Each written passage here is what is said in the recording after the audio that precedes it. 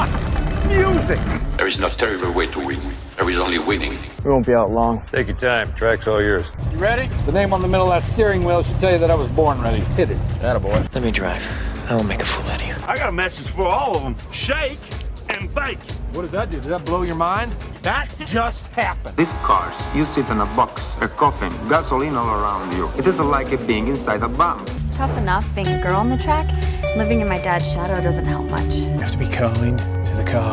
You feel the poor thing groaning underneath you. No race was ever won in the first corner. I'm gonna give you an engine, low to the ground, extra big oil pan will cut the wind from underneath you. That'll give you 30 to 40 more horsepower. Every one of us has to find a reason to do this. You do it because you're driven. Brakes are warm. Tires are warm. I'll work in the cars and I'll drive and I'll eat and sleep and I'll work in the cars and I'll drive. Damn fast, and when he runs so close together, it requires fantastic concentration and rather special skills. I was beginning to think I'd never be anything more than a piston-happy lead-foot punk. Then this starts to happen. If you're going to push a piece of machinery to the limit and expect it to hold together, you have to have some sense of where that limit is. Besides, the best drivers don't dwell on the future or the past. The best drivers focus only on the present. They could never have imagined it, those pioneers who invented the automobile, that it would possess us like this in our imaginations, our dreams. I'm gonna give you a fuel line that will hold an extra gallon of gas. I'm gonna shave half an inch off you and shape you like a bullet. Somebody put it in your mind you gotta be perfect every time out or you're a failure. Well, forget that. Just forget it. Racing is in my blood. I was put on this earth to race cars. I accept every time I get in my car. There's 20% chance I could die, and I can live with it, but not 1% more. No, Nicky, don't bring the percentages into this. Don't be a pro. The minute you do that, you kill what's good about this. You kill the sport. And at that speed, your reactions can barely keep up with these sudden changes in direction. You ready to put away your toys and grow up? You want me to work the pit and you drive? Fine, we'll try that. The car's a living, breathing thing, and she's alive. If any of us imagined, really imagined, what it would be like to go into a tree at 150 miles an hour, we would probably never get into the cars at all. None of us. Are you ready to become a real race car driver? I am just as good as anybody out there on that track, and I don't need anybody to win my races for me. I wish my daddy were alive to see this, to feel this. When we get you prime, painted, and weighed, you'll be ready to go out on that racetrack. You hear me? You're gonna be perfect. You don't understand what happens, do you? They make 10,000 cars, they make them exactly the same way, and one or two of them turn out to be something special. Nobody knows why. When I won it was probably the last time I ever felt pure victory. So it has always seemed to me that to do something very dangerous requires a certain absence of imagination. Because I'm quicker than all of you. Soon you will know what it is like to be defeated by the hands of somebody who is truly better than you. The only thing to do here is to drive just as fast as you know how and hope your car doesn't break. And if you no longer go for a gap that exists, you're no longer a racing driver. If you ain't first, you're last. There's 40 other vultures out there who managed to finish the race on their tires. You see Darrell Waltrip using up his tires? There's nothing I can't do with a race car. I mean, hell, isn't that what we're in this for? To stare death in the face and to cheat it? I mean, come on, there's nobility in that. It's like being knights. Sometimes you could swear the whole thing's falling to bits. No pressure, nobody breathing down my back, just driving because I left it pure. On the other hand, I suppose potential problems are in the back of your mind all the time. So in many ways, I feel responsible for what happened. And You were, but trust me, watching you win those races while I was fighting for my life, you were equally responsible for getting me back in the car. You're so lucky. Sit there all closed in by machinery and bolts, precise things. There's hardly any room for you. It must be a nice, safe feeling. You gotta learn to trust something. Might just as well be the seat of your pants. A lot of people go through life doing things badly. Racing's important to men who do it well. When you're racing, it's life. Anything that happens before or after, it's just waiting. Well, we can drive. We can drive beyond the limits of the tires, the engine, the car, anything else. Look out there is the perfect lap. No mistakes, every gear change, every corner, perfect. You see it. I just hope when you do, that I'm there to see it. Ask any racer, any real racer. It don't matter if you win by an inch or a mile. Winning's winning. But it isn't just business, is it? what we do. It's passion, love, which is why we are prepared to risk our lives for it. Racing. That's the name of the game, isn't it? Win or lose, put up or shut up. Why does everybody keep telling me what my problem is? That you get so emotional. You would never, ever say that to a guy. If you don't leave your feelings off the track, you're never going to get what you want. I'm a race driver, and I can win it on my own. Please let me race. Fine. Then let's race.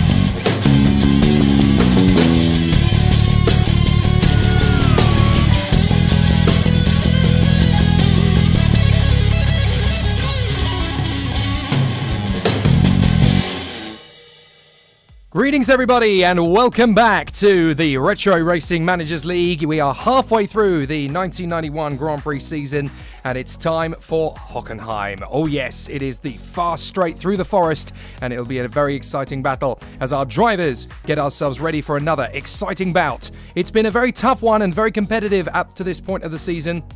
But there have been some bombastic revelations coming out of the woodwork over the last few days.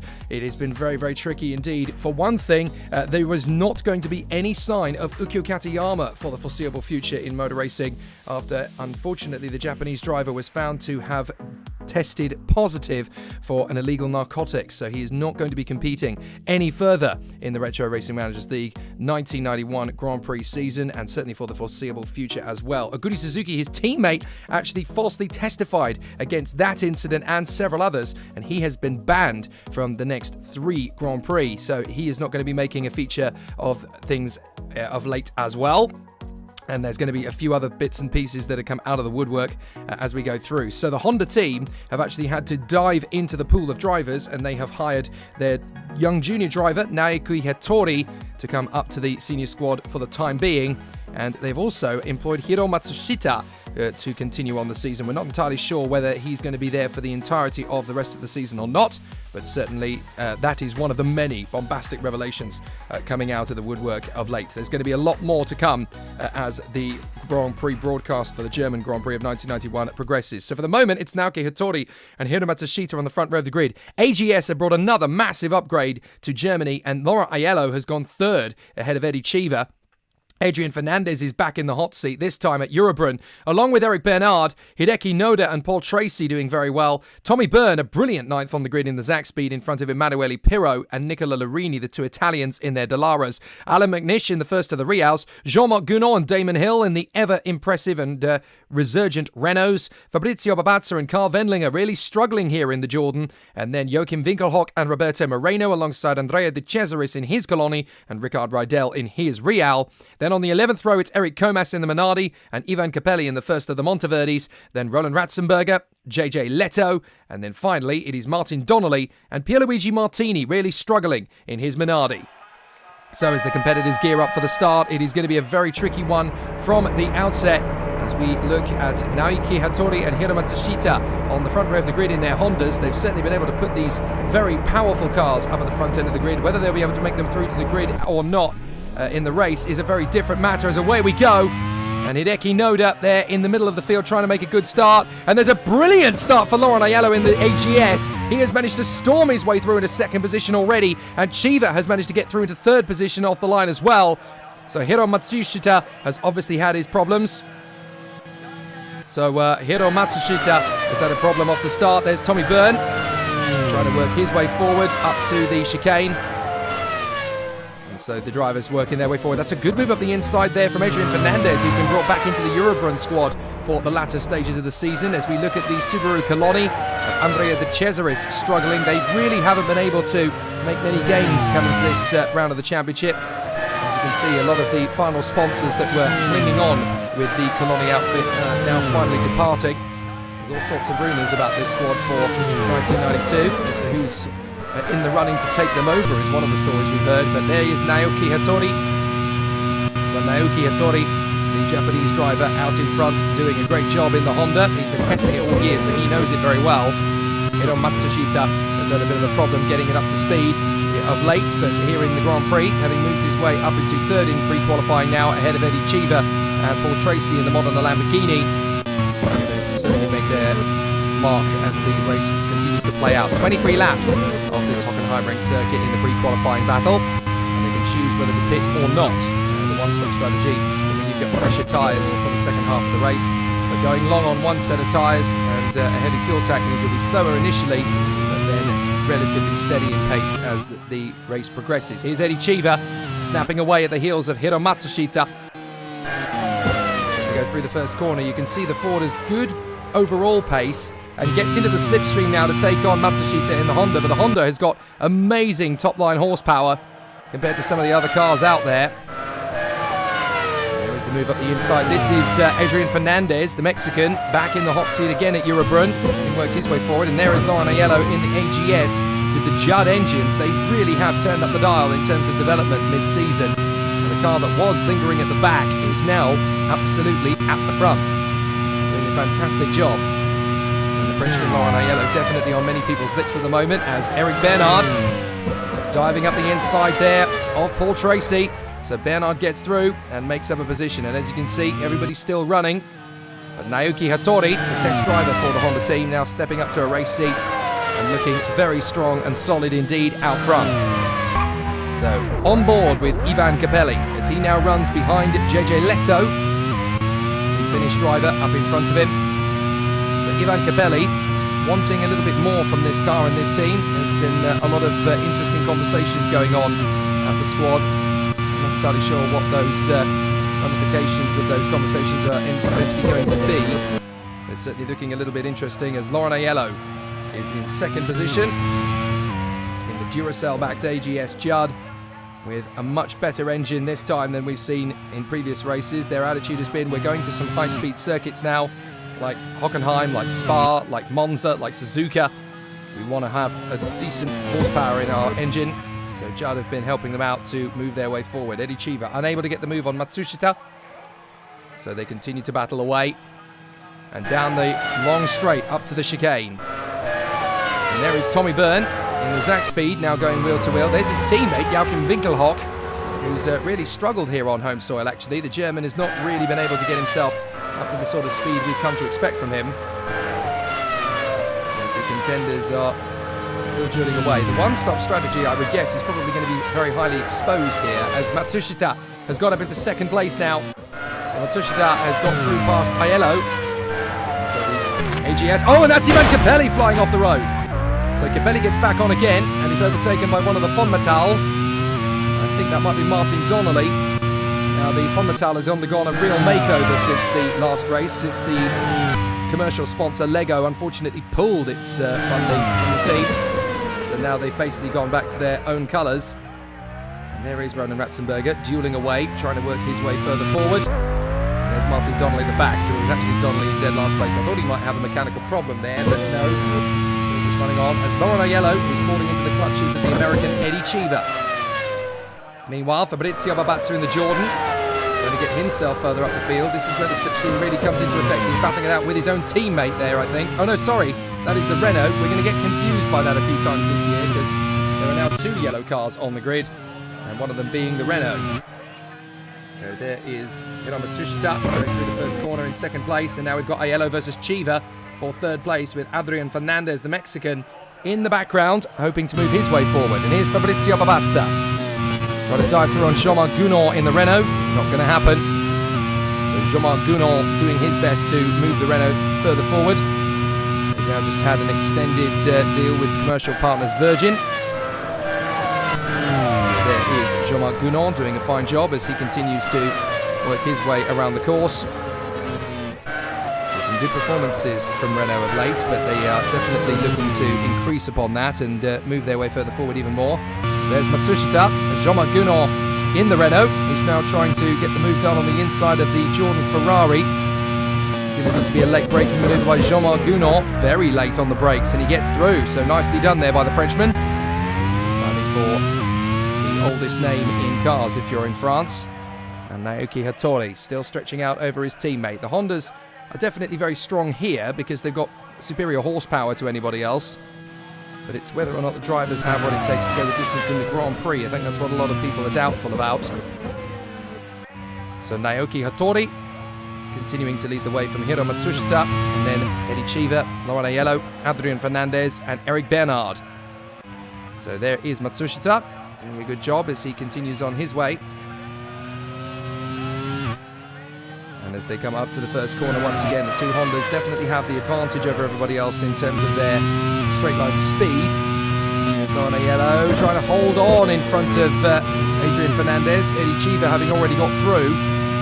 So Laurent Aiello in the AGS having had an amazing start. The car is just now struggling a little to hang on in terms of top-end speed. As Eric Bernard in the Lamborghini is going to move his way forward up into 5th position. He gets the job done there on Fernandez. So into the chicane, through the right, and onto the next long straight. Hattori is already towards the end of it, up to the braking zone. And there are the two Fon Metals battling away. So JJ Leto is in the pits. Now why? Electrical issues, that's why.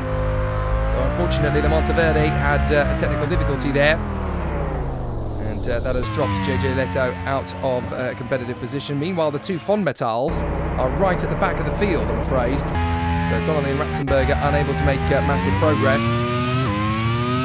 As Hiro Matsushita in 2nd position. Oh, and Eric Bernard locks up. He's had a big problem. Definitely something wrong with the car there. So I'm afraid it is a gearbox issue for Eric Bernard. The transmission has fried.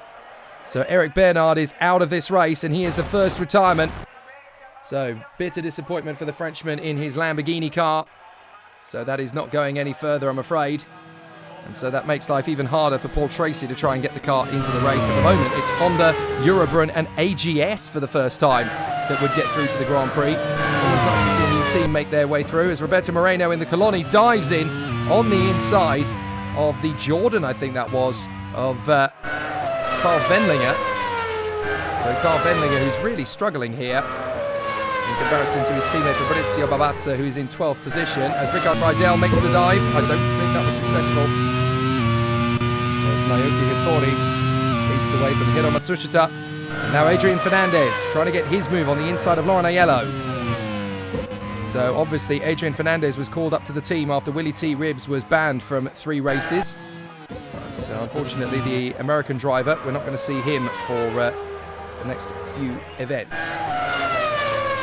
Certainly down the straight, we have a good opportunity here from Emanuele Pirro, who's obviously got his teammate Nicola Larini and Damon Hill all in tow as they duel away for 8th position. A very solid race for them so far. Here comes Fernandez again. Fernandez trying his luck this time on Laurent Aiello. Is he going to make his way through? And will that be enough for the Mexican to start to pull clear? He goes very long on the brakes, but he does manage to get through. And that is enough to give him just a little bit of breathing space now. So through they come. Hattori, Matsushita, Cheever, Fernandez, Aiello, Tracy. So at the moment it's 3 different teams that are going through. The first 3 teams across the line will get through whatever happens, by the way. Tommy Byrne now making his move in the Zach speed to try and get through on the inside line there of Nicola Larini, and he has got through at the same time. Damon Hill was struggling with Emanuele Pirro, and he's lost a lot of ground. So the Renault now finds itself a little way down the field. As they come off the turn, this is looking so serene for the 2 Hondas, as usual. They usually pull out a bit of a gap. They're not always the most reliable of cars, because the higher horsepower comes with a higher toll on the engines, but for the most part, these Honda drivers do generally tend to find themselves in the Grand Prix later on. But for both Naoki Hattori and Hiro Matsushita, that would be their first ever Grand Prix start, if that were to be the case. As obviously Aguri Suzuki is banned for 3 races, and Ukyo Katayama is banned for the foreseeable future. And probably just as well, because the 2 of them were not the best of chums, despite what Honda bosses would have tried to make you believe. So the 2 Hondas out in front. Then Cheever, 3rd position ahead of his teammate Adrian Fernandez, the American and the Mexican. Then in 5th place, the team that is going to go through at the moment is the AGS squad with their Judd engine. Here comes Jean-Marc Gounod. Now Gounod is going to try and make his bid on Larini. Driving through on the inside line. Larini tries again. He's got a battle of his own. Larini's going to get past Barbazza. Barbazza going very slowly, and he's pulling off. That'll be white, so I'm afraid the Jordan Ferrari is going no further. The Italian, Fabrizio Barbazza, is out of this race. Very unfortunate for the Jordan. So, you can see how hard Adrian Fernandez is pushing. That was more curb than racetrack as he came through the left flick on the end of the third chicane. They'll come out of the trees and into the stadium section, through the long sweeping right-hander, and into the stands. An amazing race circuit, this. German fans really do get a fabulous view of the battles out on the circuit in the stadium section. As they go through turn 1 and then back into the forest again. There is no place like this on the calendar. Hattori, Matsushita, Chiva, Fernandez, Aiello, Tracy, Noda in 7th position at the moment. Then Pirro, Hill and Tommy Byrne. Down in the braking zone. Still the battles continue here. At the end of lap number 7, it was Hattori 1.3 in front of Matsushita as Wendlinger tries to make the move on Alan McNish, the Scotsman. Wendlinger trying to work his way further forward. He's got the slipstream. Surely this is going to be a slam dunk. Well, it's tough to tell because the second he pulls out of the slipstream, it's almost as if the horsepower of the car has nothing more to give him. He's fast in the draft, but then he pulls out and left to fend for itself. That engine doesn't have the same top end. So the Ilmor engine that is in that Real, obviously very similar spec to the one that is currently being used by the squad at Brabham. We continue this battle on screen. You can see there the Zach Speed really pushing to try and move his way forward. This is Tommy Byrne along with Nicola Larini as they continue to duel away there. Naoki Hattori waiting for the battle. Here comes Tommy Byrne now, trying to get his move back on Nicola Larini. They were swapping positions and now they've swapped back again as Tommy Byrne dives in at the third chicane and picks up that 10th position. Now, if this were a race situation, he would be scoring points, but alas, with this being only pre-qualifying, it's only the top 3 teams across the line that make it. Here's Moreno, trying to get his run on Rickard Rydell, the Swede, down at the stadium. Yeah, even Roberto Moreno is not going to be as brave as all that into the stadium section. He almost bins it into the gravel as well. That was a bit tricky for the Brazilian there.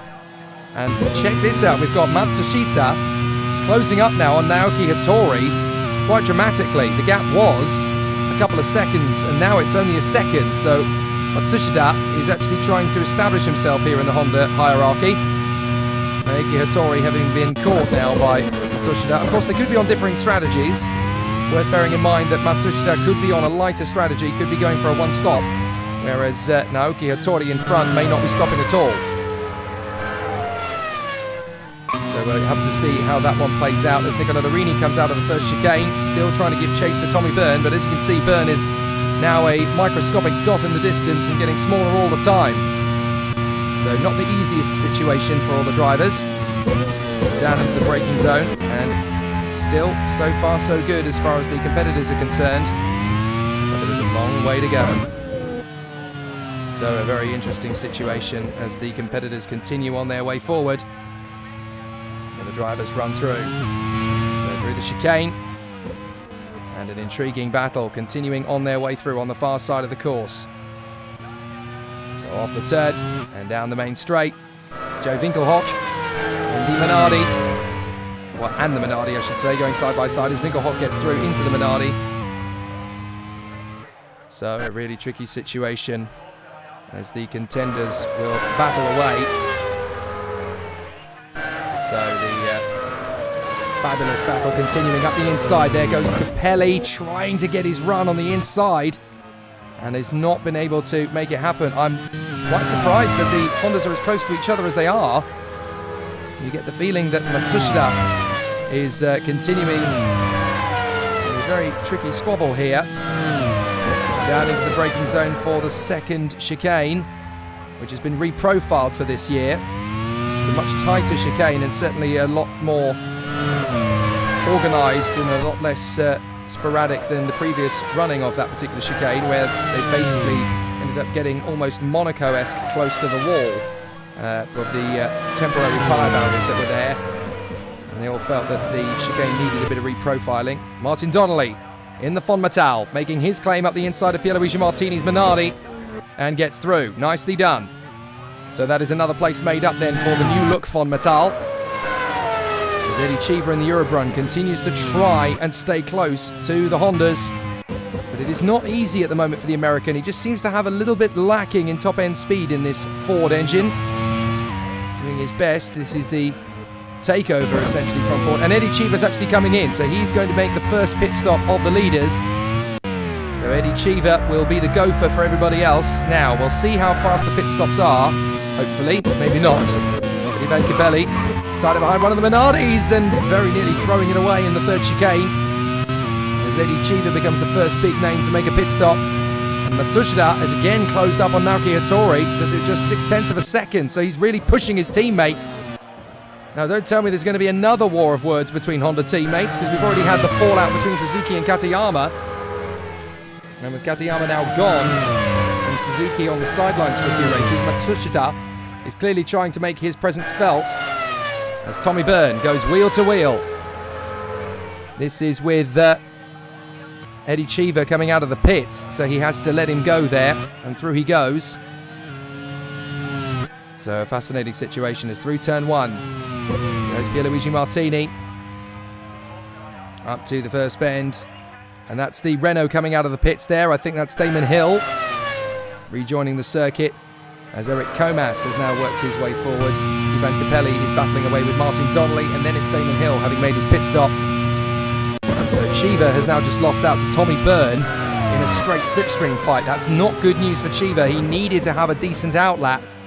So the Honda squad have actually got a little bit in hand now over Eddie Cheever. Here comes the American, diving through to the inside line in the hope that this time he's not going to be thwarted by Tommy Byrne.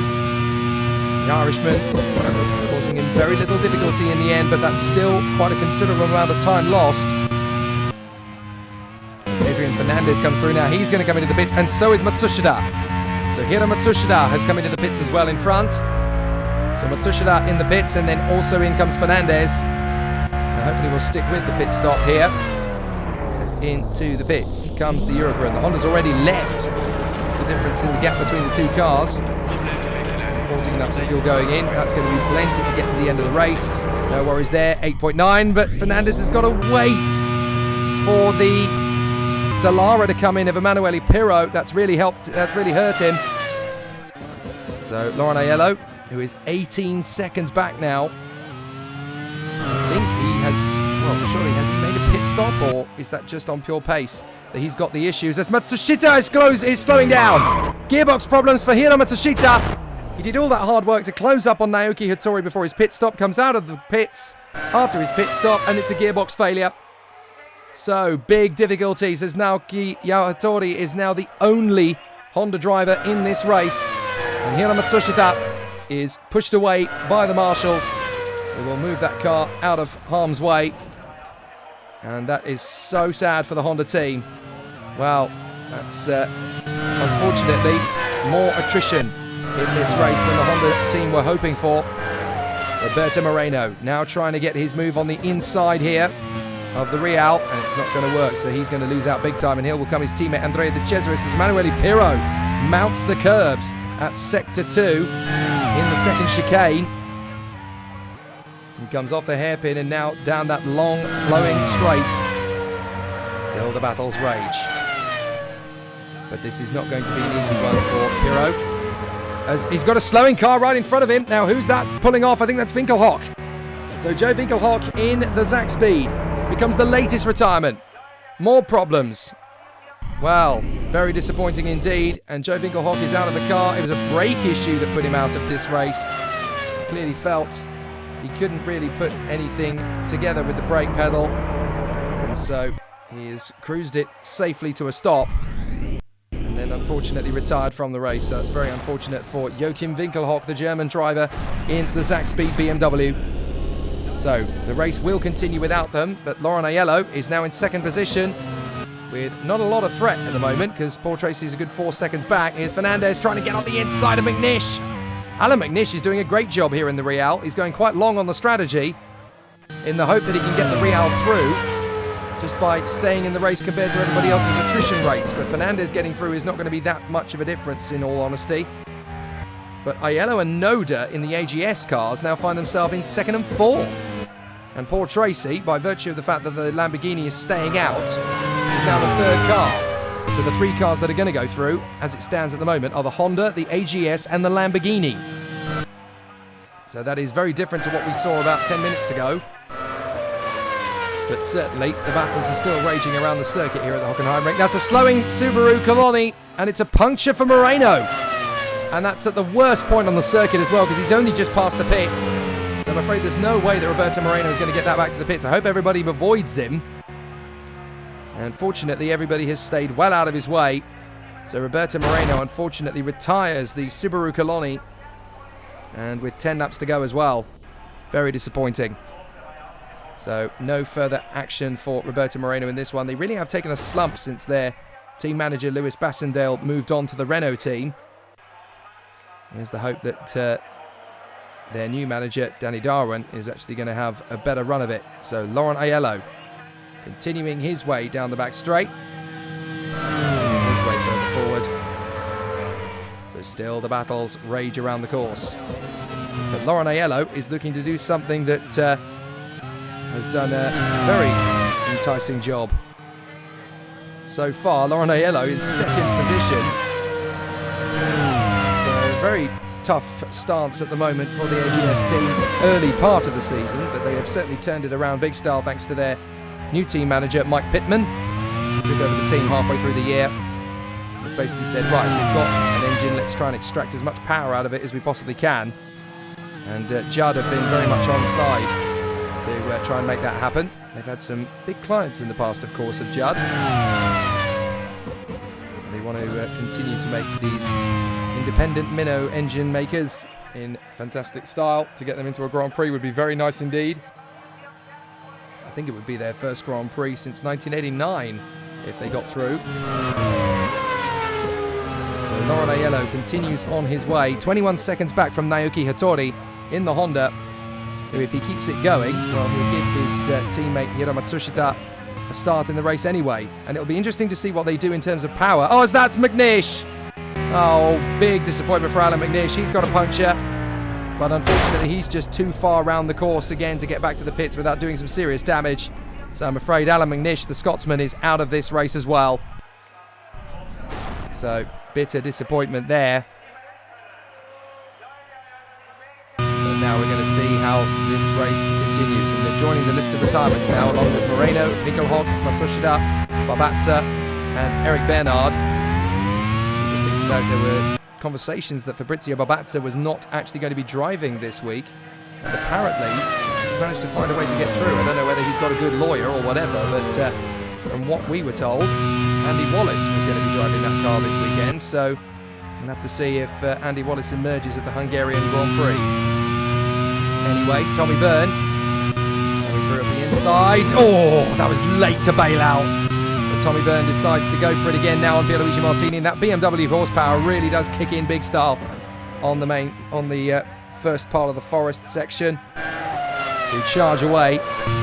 Very neatly done. So a fabulous situation. But what a fantastic opportunity for the contenders as they battle through. Well, making his bid on the inside of Pierluigi Martini to try and come through. The inside line, diving in, and there is the move. So that's nicely handled. Meanwhile, Laurent Aiello continues on his way in 2nd place. The highest an AGS has run in Prix qualifying all season. Fabulous opportunity. Here's Martin Donnelly in the Fonmatal. He's going to try and make the bid on the inside of Capelli in the Monteverdi. Diving through, but he's overshot! Goodness me, well recovered there from Martin Donnelly. Just a little bit too deep on the brakes, but he was able to catch it before disaster struck. And that's the move made. So Donnelly gets ahead of, it's not Capelli, in fact it was JJ Leto, and he was dueling away with there. But we are not far from the end of this one already, as Ivan Capelli makes his bid on the inside of the other Fonmatal, so this is going to be Ratzenberger. But look, the difference in horsepower is nothing between these two cars. Coming out of the slipstream, you don't actually get a massive benefit in this particular car, the Monteverde, on the ever-struggling Fonmatal. Martin Donnelly comes into the stadium section way too slowly. And there goes the Monteverde. So Martin Donnelly parks the car. Very unfortunate for the Fonmatal driver. So a puncture again. It's a real car breaker, this one, and there are punctures all over the place here at the Hockenheim ring. So Martin Donnelly, I'm afraid, becomes the latest driver to retire, and that's quite tragic because he was only a corner away from the pit lane entry. He might have been able to get that back and potentially continued racing, but on this occasion, Martin Donnelly not able to get it sorted. So very unfortunate. Out of the final turn, and still Laurent Aiello continues his run in second position as we go into lap 17 out of 23. And there are 7 laps remaining here in the pre-qualifying race. 23 seconds is the gap between Naoki Hattori and Laurent Aiello. So still that Honda incredibly fast in a straight line. So Hockenheim is always going to be the kind of circuit that it will gel well with. Whether it'll go that well at Hungaroring or not, I don't know. But that'll be the next round of the championship. As Naoki Hattori brings the Honda through. The final hairpin of the section, where you get the acceleration to really kick in.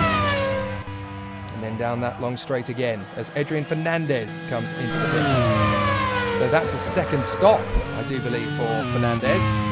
Not entirely sure what's happened there to the Mexican, but certainly it's enough to drop Fernandez from the fray. And now he is no longer in the hunt for a decent position. Meanwhile, Tracy in third from Noda, Shiva, Hiro, Wendlinger, Hill, Tommy Byrne and Nicola Larini. I've got a feeling that Fernandez had an electrical issue there, but certainly very disappointing indeed for the Eurobron driver as he is now out of the running. He's got to hope that his teammate Eddie Cheever gets back into contention now. It's not looking that way for the Eurobron squad with 6 laps to go now for Naoki Hattori and the Honda. There is Laurent Aiello still plugging away in the AGS. This is great work from them. And they've certainly put on an excellent showcase so far for everybody to see just how much of a gain they have made from their mid-season upgrades. So continuing to move forward and do a grand job up the straight. Paul Tracy still having a fabulous run of it.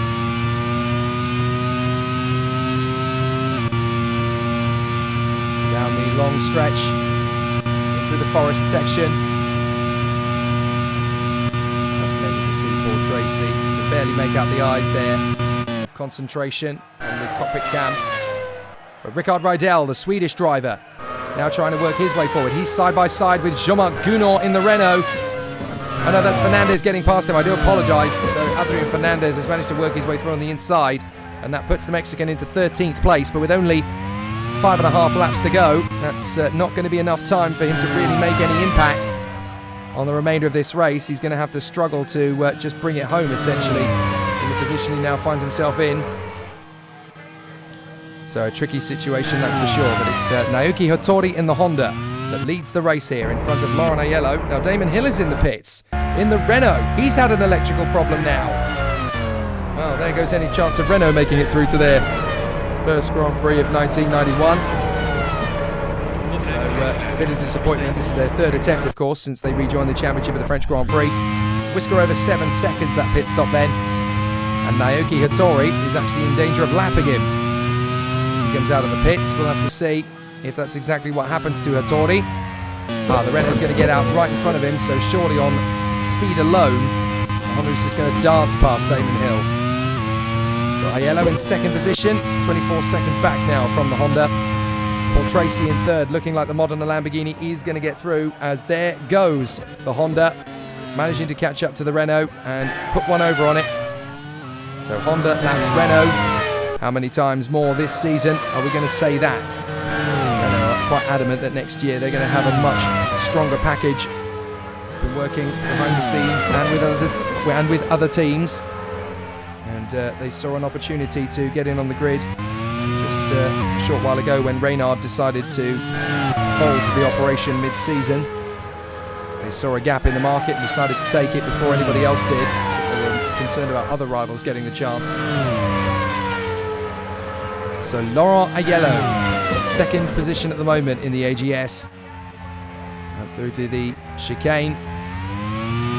Still putting on a great run of speed. The final turn of this part of the course, and then onto the long straight that returns us back to the pit lane. Here's Fernandez on Gounod.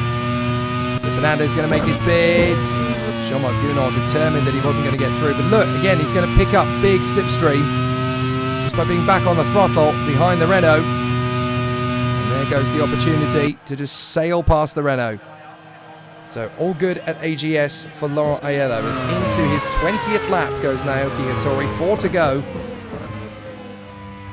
So it will be a very interesting situation. So a fascinating situation. Apparently it's not the only driver change that we expected to happen that did not. Apparently Bernd Schneider was hoping to race in his home Grand Prix, but apparently he was not able to attend due to a contractual commitment. But I believe that both Bernd Schneider will be in the Minardi and Andy Wallace will be in the Jordan, from what we're being told, next time out at the Hungarian Grand Prix. So down the straight, up to the S's. Well, we didn't really see what got to happen there in that little duel, as Damon Hill is now all over the back of one of the Monteverdis. I think that's going to be Capelli coming off the turn, and they are a lap down from Naoki Hattori, of course, in the Honda, who is now bearing down on one of the Fon Metals to put a lap on them. I think that's going to be Roland Ratzenberger. So continuing on this fabulous course, there is nothing quite like the high speeds that the drivers reach on this circuit. 214, 215 miles an hour. Not really able to push any more than that, but certainly in fantastic fashion at the moment. As Hattori, Aiello and Tracy, the three drivers that are going to put their teams into the Grand Prix. Naoki Hattori for Honda, Laurent Aiello for AGS, and Paul Tracy for the Modena Lamborghini squad doing their bit. Now, here's Gounod versus Martini. Luigi Martini deciding to go the full distance without a pit stop. He's now lost a minute and a half in 20 laps. So that just shows you that the difference between making a stop and not making a stop. You end up losing a lot of ground as Naoki Hattori now laps Ratzenberger. And there's Martini slowing with a broken wheel. Martini's got a broken right front. Very unfortunate indeed for the Minardi. It was looking so much more competitive this time. Despite not starting in a good position, they've definitely risen up through the field. And Martini in particular was making a great comeback. But I'm afraid it is all game over for Minardi, and certainly for Pierluigi Martini. Eric Comas is still going, but Martini is out of this one with just a handful of laps remaining. So bitter disappointment for the Minardi squad, as Pierluigi Martini's car is hauled off the race circuit. There's Laurent Aiello in the AGS, still doing a fine job. And keeping his car very much active in this one. As the battles rage on. So through to the S's. And back up on the power again through the final turn. And it's going to be a really interesting Grand Prix ahead for Laurent Aiello. I don't think they are quite prepared to run as sensible a race in the Grand Prix itself, but as long as they can just keep that car running. Oh, and Emanuele Pirro spins out. The Dallara spins out of 6th position. Very disappointing end at this point in the race. He's got to get it back on again, but no, Wendlinger's going to get through in the Jordan, and that's critical because they're not that far away from qualifying. So Tracy and Shiva are 3rd and 4th. If they have an issue, then Wendlinger is the next one that can capitalise, because Noda is, of course, Aiello's teammate. Hideki Noda, a driver who's been winning in British Formula 3 this season. Emanuele Pirro rejoining onto the circuit, about to lose ground to Capelli. Unless Capelli cannot quite get over on Emanuele Pirro, and he can't. In the background, you saw there Naoki Hattori coming up to lap them. So there is the Canadian, Paul Tracy, one of the youngest men in the field, doing a fantastic job as he continues to make steady progress with the Europe Run team, which is essentially the Ford Works outfit. Rumours are rife that that team is about to be rebranded next year for Aston Martin colours. It'll be really interesting to see how they get on. Down the Forest section again. Out of the first chicane and down to the second now. Right on board. And onto the braking zone again. Emanuele Pirro dueling away there with Capelli and Comas. It was all going very well indeed for Capelli, not so much for Pirro. But of course, the leaders coming up to lap them now as well. So Ivan Capelli in the Monteverdi's actually got to be quite careful here how he approaches Emanuele Pirro. How he approaches Ivan Capelli. Capelli is still giving him a bit of a hard time of it in terms of... That's Paul Tracy! Paul Tracy in the Modena Lamborghini. Right, this is exactly what we said is going to cause problems. When these things happen right at the end of the race and drivers drop out. So there goes Modena Lamborghini's chances of qualification, and that puts Eddie Cheever into the running. Now that is critical, because that elevates Carl Wendlinger into 5th position. 1 place away from qualification. And we go into the final lap. So Naoki Hattori looking good for Honda. But Aiello, Cheever, Noda, and now Wendlinger are in the top 5. Naoki Hattori has 28 seconds on Laurent Aiello. As up the inside there goes Emanuele Pirro. He's getting his bid there on Ivan Capelli behind the race leader as they continue to duel for position. And there is Laurent Aiello in the AGS. Still trying to stretch away from Eddie Cheever in the Eurobrun Ford, but it looks as though they're going to get through. So the battles will continue in fine style, but Naoki Hattori in the Honda, looking perfectly satisfied with his lot as he comes through the 3rd chicane and up to the stadium section for the last time. It's not been a bad debut for Naoki Hattori, the team's test driver. He's been putting in a lot of mileage in this car. A lot of experts say that the reason the Honda is as competitive as it is quite partially down to Naoki Hattori's incredible grunt work back home in Japan. And here he is, putting in a great show here at Hockenheim. It's a circuit that he has gelled with very quickly. And so Naoki Hattori comes off the final turn and he will take the checkered flag. And Honda will go through to the Grand Prix in fine style. Great work from Naoki Hattori. So a brilliant performance there. Laurent Aiello is going to come through, hopefully in 2nd position. And the Eurobrun is going to come through for 3rd position. So when they thought their race was over, it is in fact going to continue. But Naoki Hattori in the Honda comes through for his first win at his first attempt. Very nicely done indeed. 2nd place is going to be Laurent Aiello.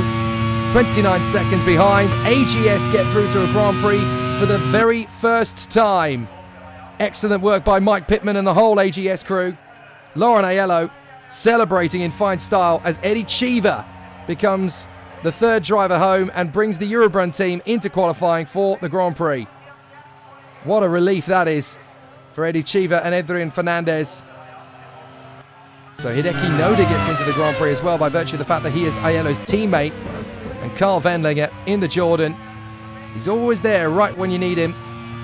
And Tommy Byrne, what a great job from the Zach Speed driver this time. So Tommy Byrne's definitely one to watch out for the way things are going. And then we have Nicola Larini and Adrian Fernandez, who of course is going to benefit by going through to the Grand Prix anyway, because his teammate Eddie Cheever has already got him through. But how about that for a tough run? Jean-Marc Gounod was in 9th place for Renault, 10th place Rickard Rydell, the Swedish driver in the IKEA Real. But Naoki Hattori has definitely done himself proud on his first appearance in the Grand Prix paddock of 1991. A great drive. He wins from Laurent Aiello and Eddie Cheever. Then Hideki Noda in the 2nd AGS is 4th. Carl Wendlinger is 5th in the Jordan. So close. Tommy Byrne ahead of Nicola Larini, Adrian Fernandez, Jean-Marc Gounod and Rickard Rydell. Then Andrea De Cesaris, Eric Comas and Emanuele Pirro, who was the first of the drivers to be lapped, ahead of Ivan Capelli, Damon Hill and Roland Ratzenberger. JJ Leto and Paul Tracy is classified as a finisher despite retiring in the final couple of laps. Martini, Donnelly, McNish, Moreno, Winkelhock, Matsushita, Barbatza and Bernard all out of the race. The fastest man was actually Hiro Matsushita. So fascinating to see how the new boy got on in his first appearance here at the German Grand Prix. But there is some great battles still to come as we get ourselves ready for the main event, the German Grand Prix.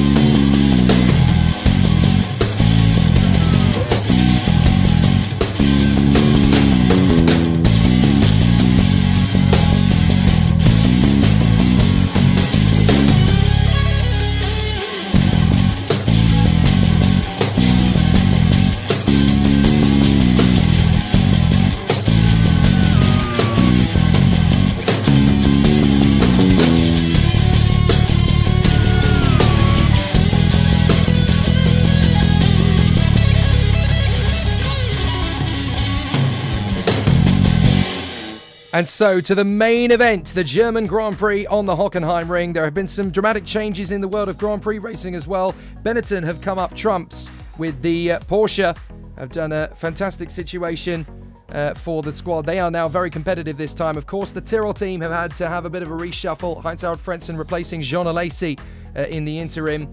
And that has brought the Arrows team into a bit of a tricky situation. Arie Luyendyk, the Dutchman, is now going to be partnering Nelson Piquet for the next 3 races minimum.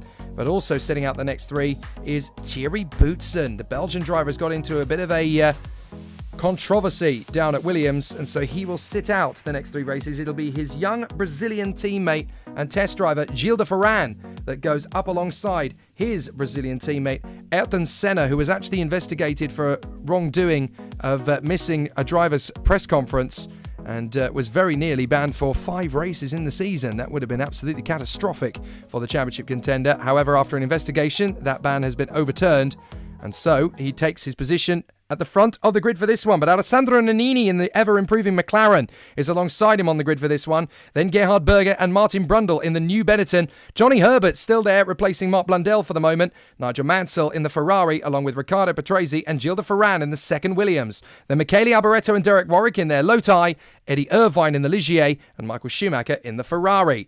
Then in row 7 of the grid, it's Alain Prost and Mika Hakkinen, the reigning champion team. Mika Hakkinen, the world champion from last year. Nelson Piquet is alongside Naoki Hattori, straight off the back of a great run. Hiro Matsushita is alongside Mauricio Gugelmin. Arie Luyendyk's first Grand Prix alongside Eddie Cheever. And then Adrian Fernandez is beside Stefano Modena. Hideki Noda and Laurent Aiello are back where they belong, at the back of a grid, only this time it's a Grand Prix grid, with Heinz-Harald Frentzen and Rubens Barrichello having to start their Tyrrells from the back of the grid, having been given a back of the grid penalty from last time out at the British Grand Prix. So Ayrton Senna, conspicuous by his, not absence at the front of the grid, but certainly he's the Lone Ranger for Williams at the front, with Gilles de Ferran only able to get 8th place in the car. As away we go, the McLarens and Benettons trying to work their way forward. A good start from Johnny Herbert initially, but he's been held up big style there, and up to the first corner. Brundle going for the lead on Senna. So Martin Brundle in his Simile Porsche engine Benetton is now all over the back of Ayrton Senna. Nannini in 3rd, Berger in 4th, then Patrese, de Ferran, Warwick, Herbert, Schumacher and Mansell, and that's Brundle going side by side with Ayrton Senna. These two were rivals in Formula 3 just 8 years ago, and now they are going wheel to wheel for the German Grand Prix, and Martin Brundle is up the inside, and he's trying to take it from Senna. He's still going all the way around the outside of the chicane. Can the Benetton get in front of Ayrton Senna? They are still pretty much side by side. Now Brundle tucks back in the slipstream. Watch out for Nannini. Here comes the McLaren charging after him. And now he's trying to make the move. Watch out for Patrese in the Ligier. He's going to dive in. Brundle will try and make the move on the inside of Senna. And Patrese will go for Nannini at the same breath. Brundle's through. Patrase's through. Senna's down to 3rd. Oh my goodness. And it looks like Nigel Mansell's broken his front wing in the Ferrari. So Nigel Mansell having a very difficult start to this race, as the British driver is out of this one, certainly in terms of contention for the victory. Everybody now going the long way around the outside of him, trying to avoid him. But my goodness me, Nigel Mansell, this is going to be the longest run to the pit lane, as he now finds himself down in the back. And Martin Brundle in the Benetton is leading. Absolutely fantastic. In front of Riccardo Patrese in the Ligier and Ayrton Senna in the Williams. Wow. What a dramatic start to this race. And Alessandro Nannini in the McLaren is there in 4th position. Well, this race is going to be absolutely brilliant from here on out, isn't it? Brundle leading the Ligier of Riccardo Patrese, and Ayrton Senna 3rd position for the time being, having an absolutely sensational run of it as the battles continue in fine style. So they continue to work their way forward as Nigel Mansell is going to come into the pits with a broken front wing. So we get back into the action once again. Brundle out in front, Senna, Patrese side by side. Senna's going to try and make the bid up the inside line to go for the move on Riccardo Patrese. And still they will battle away for position. And they're going to continue their run as they go down the straight. Gilles de Ferran now trying to make the bid on the inside of Alessandro Nannini. And still they continue this incredible race duel. They will battle away on the far side of the course. So where is all of this race action going to continue? Still lots of great wheel-to-wheel goings on. So riders continue to spread out. So Brundle leading Senna, Patrese, de Ferran, and Nannini in front of Warwick, Berger and Schumacher. Let's listen in.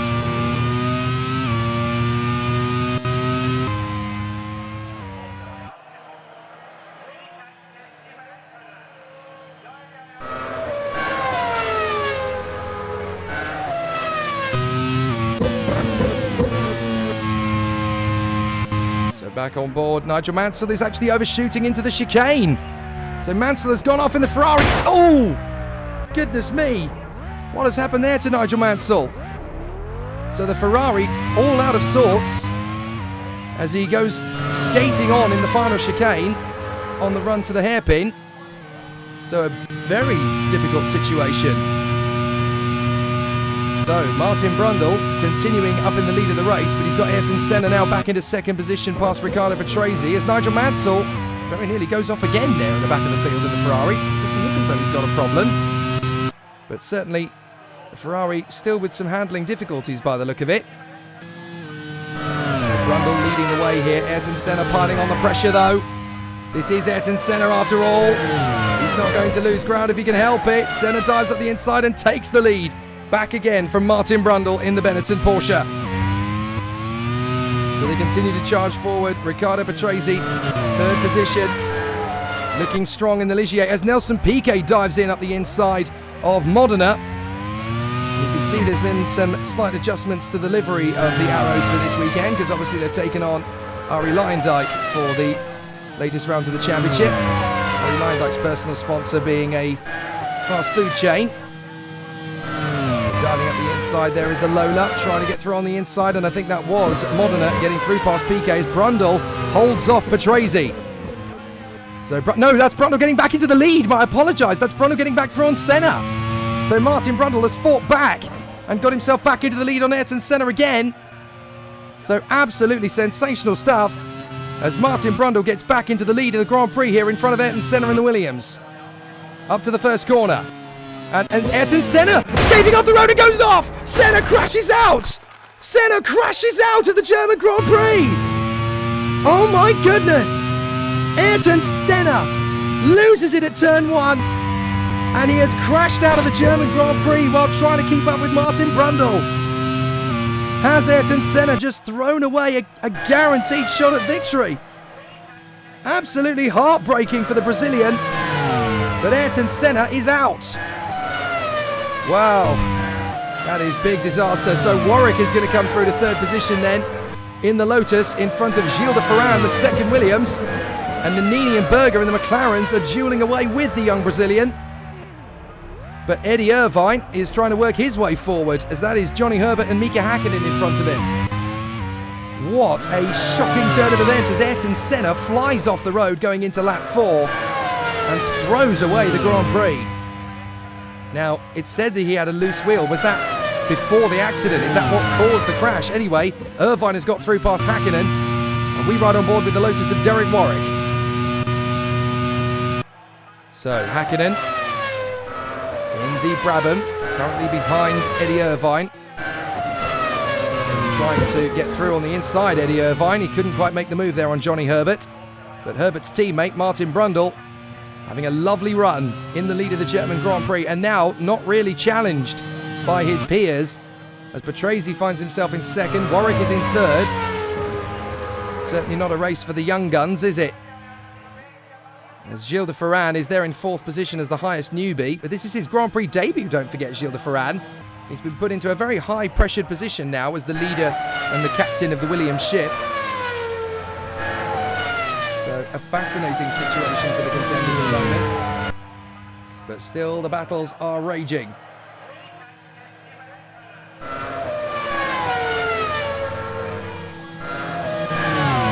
they duel away for position as we ride on board with Nelson Piquet in the Arrows. Behind the Tyrrell. And that is the Tyrrell of Heinz-Harald Frentzen getting back behind the wheel of a car he knows. Trying to get away from the car he's just been driving in the previous race. The merry-go-round continues in Formula 1. Nigel Mansell bangs in the fastest lap, so he's clearly got up to speed in the Ferrari, but unfortunately, he's still about a minute and a half behind the race leader, Martin Brundle. Still don't really see him making good progress, as here comes Hakkinen on his own teammate, Alain Prost. Dives through, looks for the opportunity, sails in front. Very nicely done. So still the battles are very close indeed, but Mika Häkkinen looking particularly strong at this stage of proceedings. Here comes Nelson Piquet. So many rumours surrounding the Brazilian at the moment as to whether he's going to stay in Grand Prix racing for next year. He's actually been apparently tempted back to a Grand Prix project for next year by Emerson Fittipaldi of all people, who's looking to bring the Fittipaldi team back into Grand Prix racing as early as next year maybe. Emerson Fittipaldi himself is in his 40s, but he only won the Indy 500 a couple of years ago, so if he still feels up to it, well, why not? It'll be a bit of a fairy tale story, getting Fittipaldi and Piquet into the same team together as 5 World Championship titles between them. So a very tricky run so far.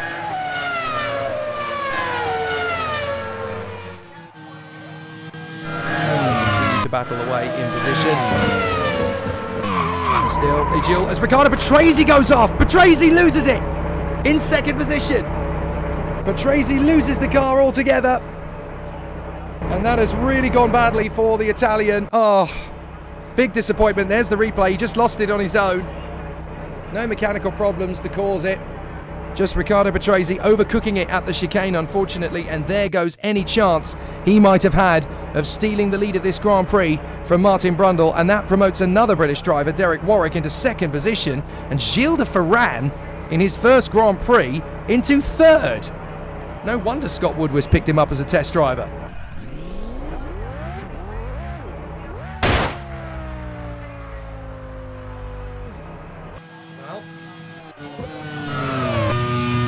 Patrese has got going again.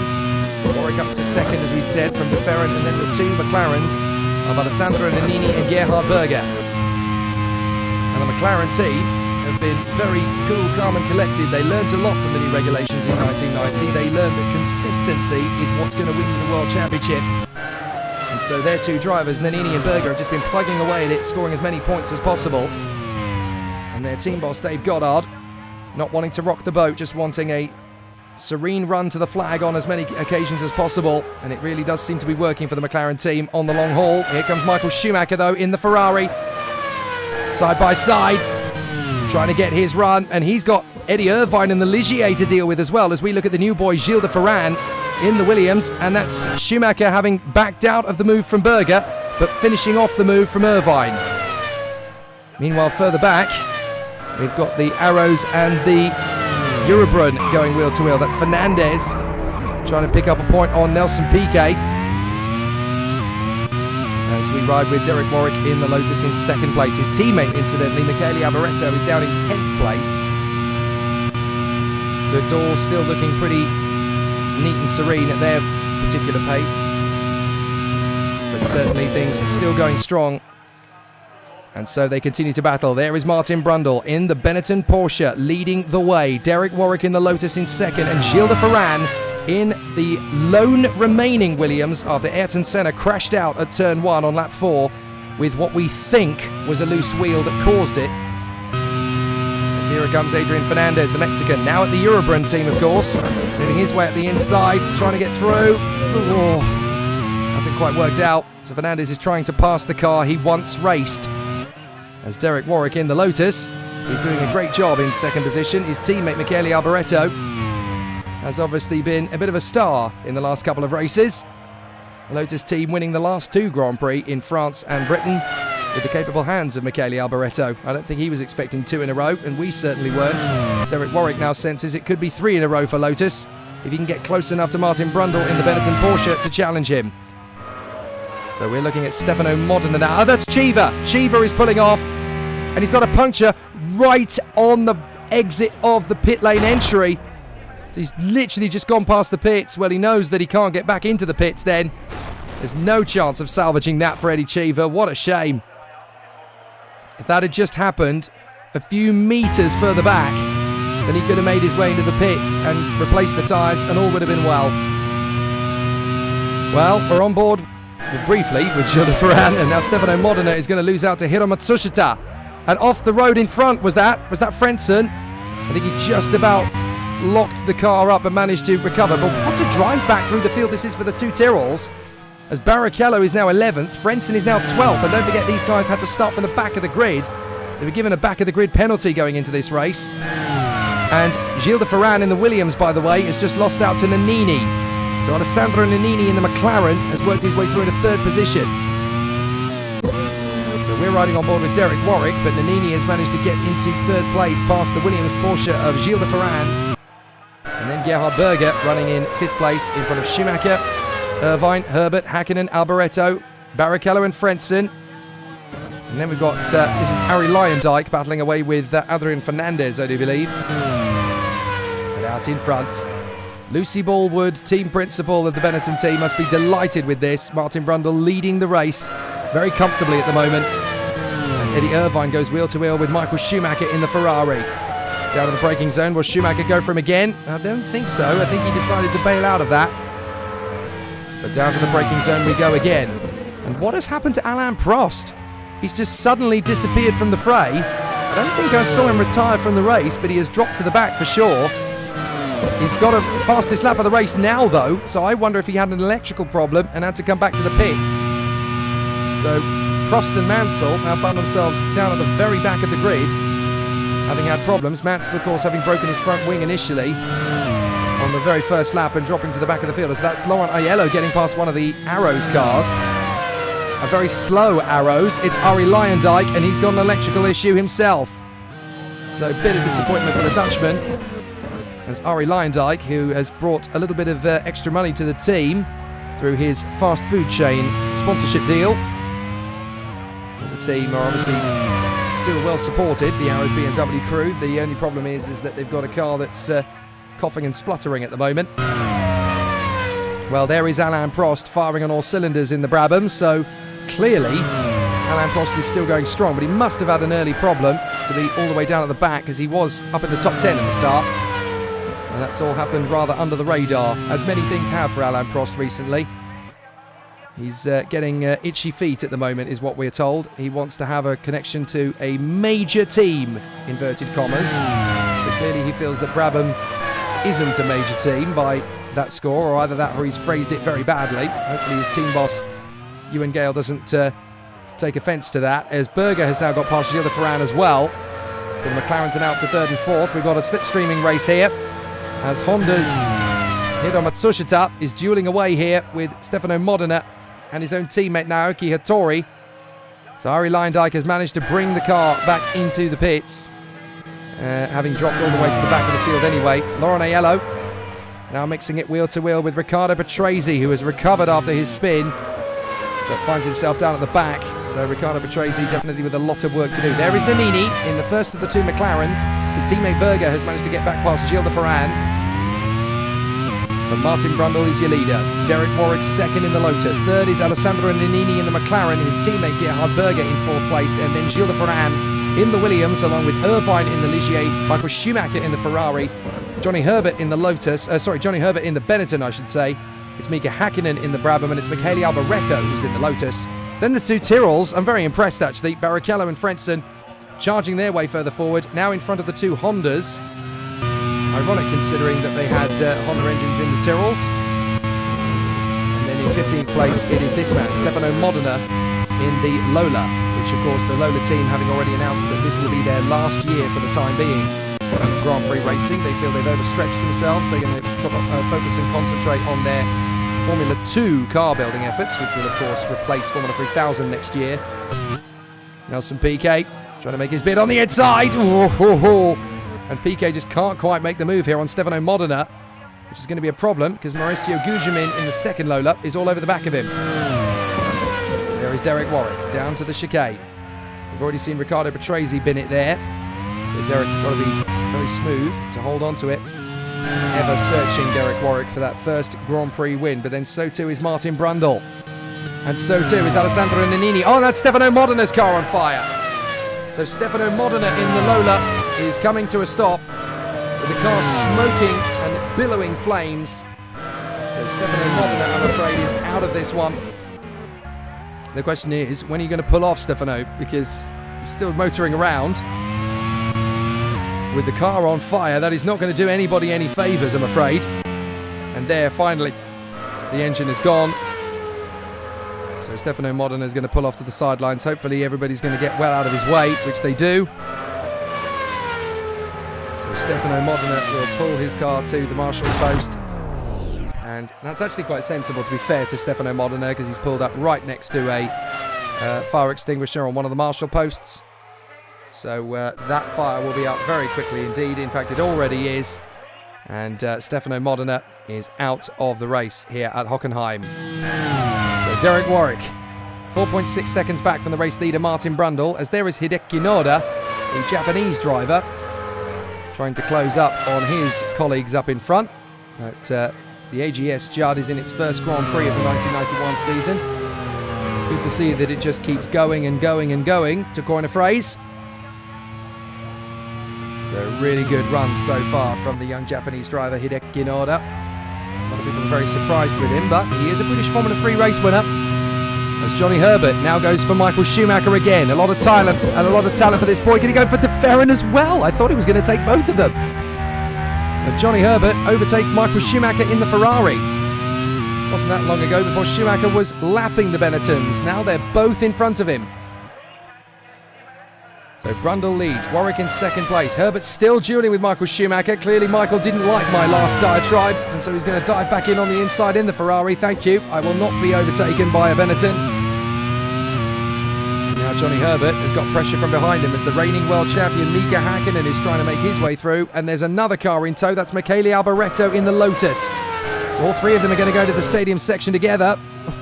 I kind of wanted to stick with that a little bit longer. There is Derek Warwick in the Lotus, and in the background you can see the McLaren of Alessandro Nannini. Still having a very solid race in third position. More points on the board. And certainly it's going to be a very exciting battle all the way through to the finish line here. Who would have thought that Ayrton Senna, championship contender, would have dropped it at turn 1 for what we suspect is a loose wheel, but even so, someone of the talent of Ayrton Senna, you don't expect to see him crashing out of a Grand Prix. Mika Hakkinen makes his bid on the inside of Johnny Herbert.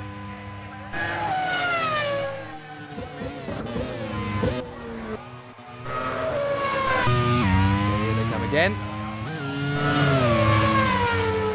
So, out of the final turn. Here's Rubens Barrichello, the teenage Brazilian who is leading the rookie standings. Now trying to make his bid for Johnny Herbert, because Alboreto's gone through and now Barrichello's gone through. So has Johnny Herbert got a problem? No, he's just, for whatever reason, Johnny Herbert in the Benetton is really struggling at this point in the race. He was doing a great job earlier. This is the ongoing after effects of his Formula 3000 crash at Brands Hatch in 1988. He's always complained about having difficulties mid-race. I wonder if that's still a lingering characteristic of that.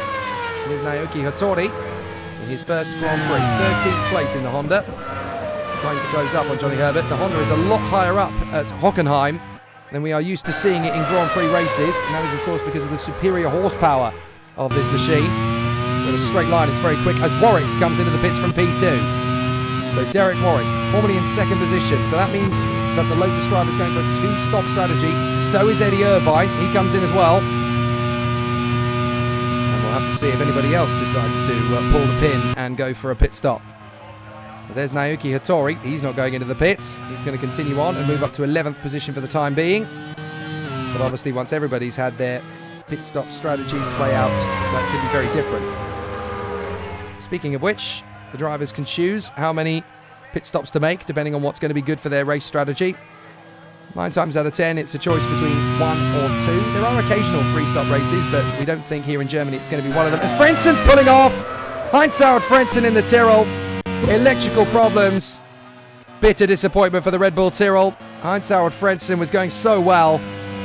And it was good to see him back in his homestead, actually.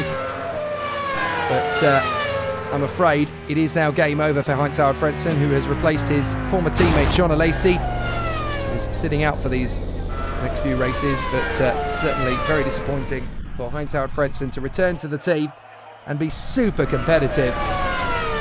But I'm afraid it is game over for him too now. The German on home soil will not finish here at Hockenheim. So here is the Austrian, that's Gerhard Berger, following in the wheel tracks of his McLaren teammate, who is in second position. The team, again, just such mature composure here from team manager Dave Goddard, who along with the squad, the owner of the team, Ron Dennis, are doing a fabulous job here of managing their cars into second and third position. You don't have to win the races, you just have to score more points than anybody else over the end of the season. As Prost trying to battle a way through, and Arie Luyendyk pushing a little bit too hard. The Dutchman still making good hay of it. Brought into the Arrows team, partly I think because of an excess of funds that was needed, that came with him for this another phase of the season, but also because he needed to change things up with Hockenheim Frentzen moving back to the Tyrrell team as an interim measure. Apparently Luyendyk's contract does last the rest of this season, so he'll probably go into a testing role as Mansell makes his bid to get through on one of the AGS cars. I think that's Laurent Aiello he was going wheel to wheel with, the man who won the pre-qualifying battle behind the Honda. I almost said he won the race there, but he didn't quite win the race. He did come second though. As there's Rubens Barrichello now trying to close up on Michele Alboreto. A lot has been written about this young Brazilian boy. And I'll tell you what, a lot more is going to be, because he's going to do all his own sensational driving out there and promote himself into a great position. There's Mika Hakkinen in the Brabham, just a little bit of pace lost. And as a result, here comes Alboreto and here comes Barrichello. So this should be a relative slam dunk for Alboreto into the stadium section. He'll dive in up the inside. No! Hakkinen is absolutely adamant. You're not going to get past me. No cheap overtakes today. And Warwick is out! Warwick is out of the race! Oh, devastating bad luck for the Lotus. Derek Warwick, that was in second place before his pit stop, probably would have inherited second place when the pit stops had all unravelled. But Derek Warwick in the Lotus is out. And I can actually see, having parked his car, he is now banging his steering wheel in frustration. He cannot believe the best chance for him to win a Grand Prix for a while. So what a fabulous performance it was for Derek Warwick. Very unfortunate that he's not able to make it all work in his favour. But Martin Brundle leads the German Grand Prix in the Benetton Porsche. What a fabulous coup that would be for the Porsche engine to get a victory. Meanwhile, the McLarens, Alessandro Nannini and Gerhard Berger, just doing what they do best. Consistency. Not pushing too hard. Never giving up. It'll be a fabulous run for them. Off the turn. We are now 1/3 of the way through this Grand Prix. Martin Brundle still 8.4 seconds in front of Alessandro Nannini in the McLaren. Gerhard Berger in his is in third position. Then de Ferran. Let's talk about Gilles de Ferran again. Doing a great job, the Brazilian, in the Porsche Williams. 4th position on his debut. Excellent work from the rather untested and untrusted Brazilian. But a lot of people are calling him Ayrton Senna's prodigy now, having been part of the team for the first 6 months of the year. The Williams team very impressed with Gilles de Ferran, and certainly I think a few other people are going to be as well based off this. Michael Schumacher, 5th position. Mika Hakkinen in P6, and then Alboreto, Barrichello, Herbert and Naoki Hattori, the Honda driver, in 10th position. So there's the two McLarens, I should say, continuing to plug away. Here's Martin Brundle leading the race. A long time coming for Martin Brundle if he can win a Grand Prix. He's been in Formula One since 1984, when he joined with the Tyrrell team, having been the chief rival to Ayrton Senna in Formula 3 for the entirety of 1983. That would be impressive, considering that 1993 hasn't happened yet. Hiro Matsushita dueling away as the Japanese driver tries to close up on Laurent Aiello. And I think I saw the other AGS going slowly. I think I saw Hideki Noda in some kind of trouble. Indeed, Hideki Noda is out of the race, in fact. So there is Hideki Noda, having climbed out of the AGS Judd. It's game over. So Martin Brundle is your race leader, 8 seconds ahead of Alessandro Nannini and Gerhard Berger in the two McLarens. Then Gilles de Ferran in the Williams. 5th is Michael Schumacher's Ferrari, and 6th is the reigning world champion Mika Hakkinen in the Brabham. So the drivers work their way through on the far side of the course. Berger still coaxing the car well out of the final turn and onto the home straight. Not the longest straight on the circuit by any means at all. Here come the first of the 3 very long straights. And so far, Nannini and Berger just ticking over nicely. No problems, no concerns. Gilles de Ferran in fourth place in front of Schumacher and Hakkinen. Then Alboreto, Barrichello, Herbert and Naoki Hattori in the top 10 for the time being. Don't forget the top 10 teams, top 10 cars, I should say, are the ones that score points for the championship. Naoki Hattori is looking to score another point for Honda on his Grand Prix debut if it stays like this. That would be pretty spectacular, but then the Hondas are very powerful, the works cars. So too, of course, the McLarens. They managed to extract a lot out of them. So Berger continues on his way. Still, the drivers battle on for this German Grand Prix of 1991. Brundle, 8 seconds ahead of Alessandro Nannini, who is 3 seconds ahead of Gerhard Berger. Still got a sneaky suspicion that this race isn't done yet. The German Grand Prix has a habit of throwing out a few curveballs. This circuit is a car killer, as Piquet nearly finds out. Three-time world champion Nelson Piquet swarming around Eddie Irvine in the Ligier. Now that's Patrese. That's actually the other Ligier going through. That's Riccardo Patrese. Nelson Piquet in the arrows down to 13th position. Adrian Fernandez in the Eurobrunn in 14th ahead of Prost in the second Brabham, trying to recover after the earlier mechanical problems. So Brundle, Nannini, Berger, de Ferran, Schumacher and Alboreto. Hakkinen, Barrichello, Herbert and Hattori will be the final 4-point scorers. Again, if it remains like this, we don't know if it is going to remain like this, as Michael Schumacher is now going wheel to wheel with the rookie Gilles de Ferran. And Gilles de Ferran is really going very hard indeed here. So, still, they rumble on. Contenders are still working very hard here, but the are not conceding defeat yet. It's a long way still to go. So, really exciting situation for the contenders. Here comes the side-by-side. This is Rubens Barrichello moving up to 7th position now.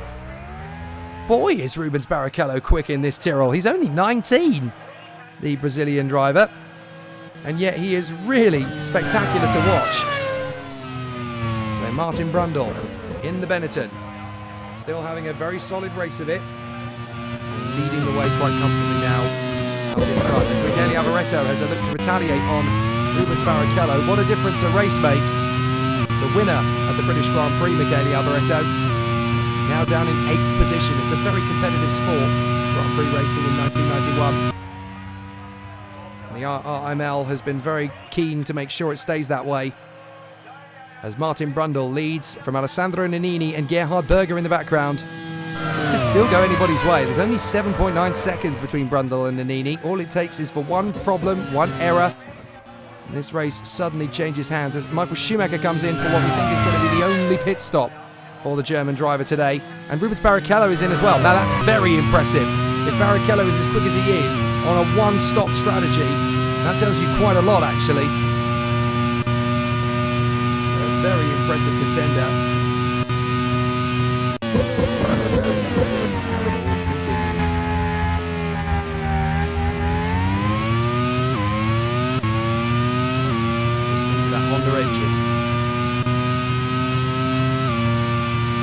It's a beautiful sound as Alessandro Nannini and Gerhard Berger stay in contention in the 1991 German Grand Prix. As we now look at the AGS of Lauren Aiello going wheel to wheel with Hiro Matsushita. Now this will be interesting because Matsushita, of course, is in a Honda and the AGS Judd should not be as powerful. And yet in Grand Prix trim, the Honda team do not have much more speed in Grand Prix trim than the AGS car does. Fascinating stuff. So Alessandro Nannini in the McLaren, still working hard to pull clear. And Martin Brundle, the race leader, comes into the pit. So Brundle is your race leader here in the German Grand Prix, and he comes into the pits. This is possibly the most important pit stop of the Grand Prix. This is going to be a 10-second stop. Might even be longer. It is 11 seconds though. Oh, goodness me. So nearly caught a mechanic on the way out of the pits there as Mika Hakkinen comes into the pits, and so too does the winner of the last two Grand Prix, Michele Alboreto. So along the far side of the course again. Nannini, second position, just 3 seconds ahead of Gerhard Berger, but now crucially leading the German Grand Prix on a one-stop strategy. Gilles de Ferran currently in third place. There is the Porsche Williams of young Gilles de Ferran, forced into the position of having to replace Thierry Boutsen as team boss Scott Woodwis, who of course is the right-hand man these days too. So Frank Williams off the hairpin and back on the straight again. This is looking really neat and tidy for Gilles de Ferran. What a great debut he is having. Never driven a Grand Prix before and then thrust straight into the Williams. That's a big order for someone like Gilles de Ferran making his debut, but you know what? He's done a fantastic job. And it's really good to see how the race battle continues, the duel between these two competitors, the two McLaren drivers. Now, one McLaren is in the pits. That is Alessandro Nannini, the race leader. So Nannini comes in. Berger is going to take the lead. Oh, it's an electrical problem for Nannini. Now, that is a big problem for the Italian. So Alessandro Nannini is able to make it back to the pits, but only just. So he is actually having an electrical difficulty with the car. Boy, is he lucky. That could have been game over. So Gerhard Berger now takes the lead of the German Grand Prix. Great chance. Great opportunity. Ferran in second position. That's Hakkinen. That's Hakkinen going off. So Hakkinen has just drifted off the road. Not entirely sure why, but Mika Hakkinen has had a big problem there. He's not really performed as well in 1991. I wonder if this whole champion as a rookie thing has kind of unsettled him. There are some claims that Mika Hakkinen is feeling very overwhelmed as a driver at this point. It's Berger! Berger is out! Gerhard Berger leading the German Grand Prix is out! So Gerhard Berger, we are told, has pulled out of the racetrack while leading the German Grand Prix. Now, for whatever reason, we are not seeing it, but Gerhard Berger is out. There he is, being pushed away. It looks like it's a mechanical problem for the McLaren. So Gerhard Berger is out of the German Grand Prix. Devastating bad luck for Dave Goddard and the whole McLaren team, because they've had such good form this year. And would you believe it, who is now leading the German Grand Prix but the rookie, Gilles de Ferran? Well, of course, Gilles de Ferran still needs to make a pit stop. And Hiro Matsushita's got a problem now. He's got an electrical issue. So there goes Honda's first point in quite a few races. As Hiro Matsushita is going to crawl to a standstill. He better do it quickly, otherwise he's going to get hit by another car. I think he's looking for a marshal post, but if I were you, I'd do that off the track. Indeed he does. It took rather a long time with a big speed disparity between the racers at full speed and Hiro Matsushita as Alain Prost overdoes it. So into the pits comes de Ferran, into the pits comes Herbert. So it's a brief lead for Gilles de Ferran. But for one lap, Gilles de Ferran can say he was leading the German Grand Prix. But back into the lead now comes Martin Brundle. So, Nannini having pitted once, Irvine having pitted once, de Ferran having pitted once, and Johnny Herbert having pitted once. That's the top 5 at this moment in time. But interestingly, Martin Brundle was a one-stopper earlier on in the race, so I think he's still got another stop to make, and that means that Alessandro Nannini would inherit the lead unless Gerhard Berger can make a bit more of an impression. And that's Fernandez. Adrian Fernandez is parking the Eurobrunn. He's got a puncture. He's tried his best to salvage it and get back to the pit lane, but it's not going to happen. And so, unfortunately, Adrian Fernandez is out of this one. Very unfortunate indeed. But that is racing. The racing gods giveth, and the racing gods taketh away. So we're at the half-distance mark then in this German Grand Prix. It really is flying by, this race. So much has happened in the first part, so it's great to see how it's all happened. And Martin Brundle is now 7.6 seconds ahead of Alessandro Nannini in the McLaren. Then Eddie Irvine in the Ligier, who's been as low as 12th at one stage, is now currently in 3rd. Then Gilles de Ferran, the rookie, in front of Michael Schumacher's Ferrari, Johnny Herbert in the Benetton, Rubens Barrichello in the Tyrrell. 8th is Michele Alboreto, in the Lotus. 9th is Mika Hakkinen in the Brabham.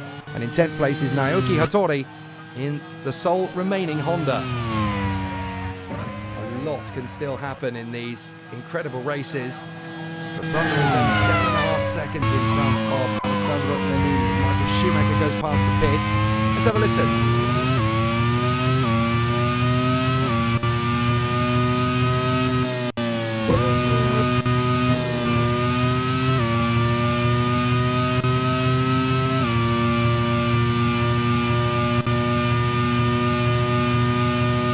It is a beautiful noise, absolutely beautiful noise. And Martin Brundle, 7.5 seconds clear now of Alessandro Nannini in front of Eddie Irvine in the Ligier, Gilles de Ferran in the Williams, and Michael Schumacher in the Ferrari. Quite a spate of retirements in this one.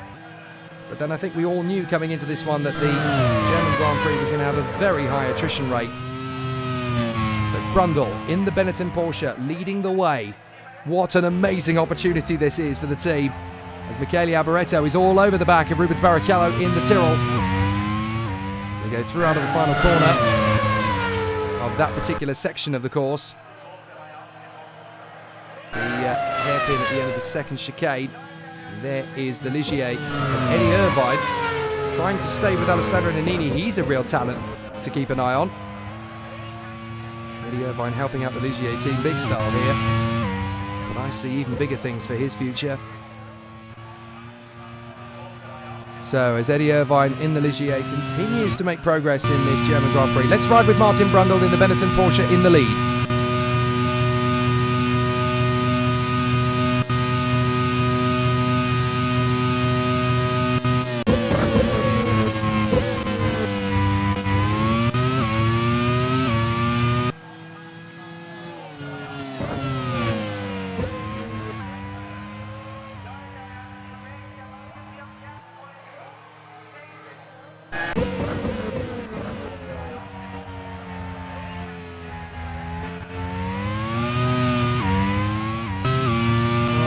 Hope you'll forgive me.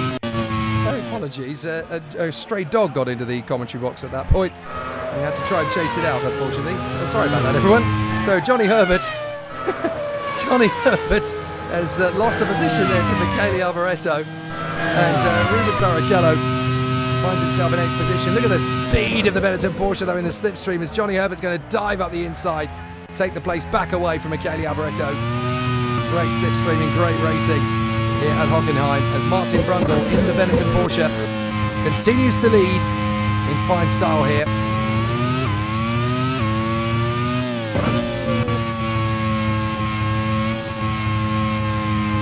As he comes off the final corner, you can see that the Benetton's got good grip. Nigel Mansell in the Ferrari now pushing with Alain Prost to get back up the order. They are about a minute off the pace of Martin Brundle. They've got to try and close in as much as possible, but these two essentially are having their own race at the back of the field in the hope that a few more cars will drop off the road in front of them and they can score some much needed points. But Alessandro Nannini in the McLaren still doing a fair job as he leads comfortably here in this battle to close up on Martin Brundle. And he is now the sole surviving McLaren, with Gerhard Berger, his teammate, having retired.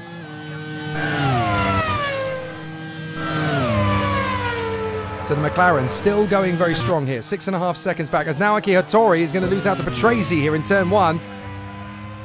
Well, Patrese in the Ligier thought better of it, and now he's going to try again. This is Honda versus Renault. Well, we go back to Nannini at just the wrong moment there. I don't wanted to see how that was going to play out between Hattori and Patrese. And we're going to. So Patrese hangs back behind the Honda once again. 10th position and the final championship point up for grabs here as Michele Alboreto is trying his best to get away from Rubens Barrichello in the Tyrrell. So Johnny Herbert having got through and is now already long gone up the road. Here comes the Red Bull Tyrrell Honda, light of the opportunity from the Lotus Renault squad. Straight into the chicane. Irvine, 3rd position in the Ligier, still having a great time of it. But Michele Alboreto in 8th position, trying to get his run on the inside of Barrichello, and does not quite manage to make the move through there. with the Ligier and Eddie Irvine. His teammate Patrese has now worked his way into the points, by the way. He has got ahead of Naoki Hattori. Down to the chicane. And off the road. Oh, goodness me. Eddie Irvine pushing very hard in the Ligier. Very hard indeed. Just skating off into the braking zone. Clips the curb, almost bins it into the gravel trap. And he would have done nothing satisfying but build a few sandcastles if he'd have gone in there. So Nannini in the McLaren. Still second to Martin Brundle. Still looking for good, consistent points for the McLaren team. Eddie Irvine in the Ligier in third position leading up to this point. I think it's baffling to say this, but I think McLaren are still waiting on their first win of the season. Yes, they are, despite the fact that they are leading both the drivers and Constructors' Championship, I do believe. Yes, they are leading the Constructors' Championship as well. But they haven't won a race so far this season. It's just been consistency all the way for the guys from Woking. Interestingly, none of the teams in the top 3 positions of this Grand Prix have won a race in 1991.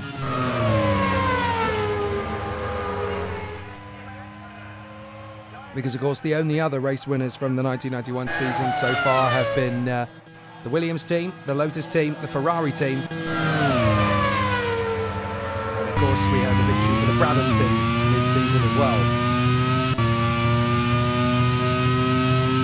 So it's all going to be very interesting to see how this continues to play out. But certainly for the 3 teams in the top 3 positions, they are hoping to become race-winning team number 5 in 1991 after Ferrari, after Porsche Williams, after Brabham and after Lotus.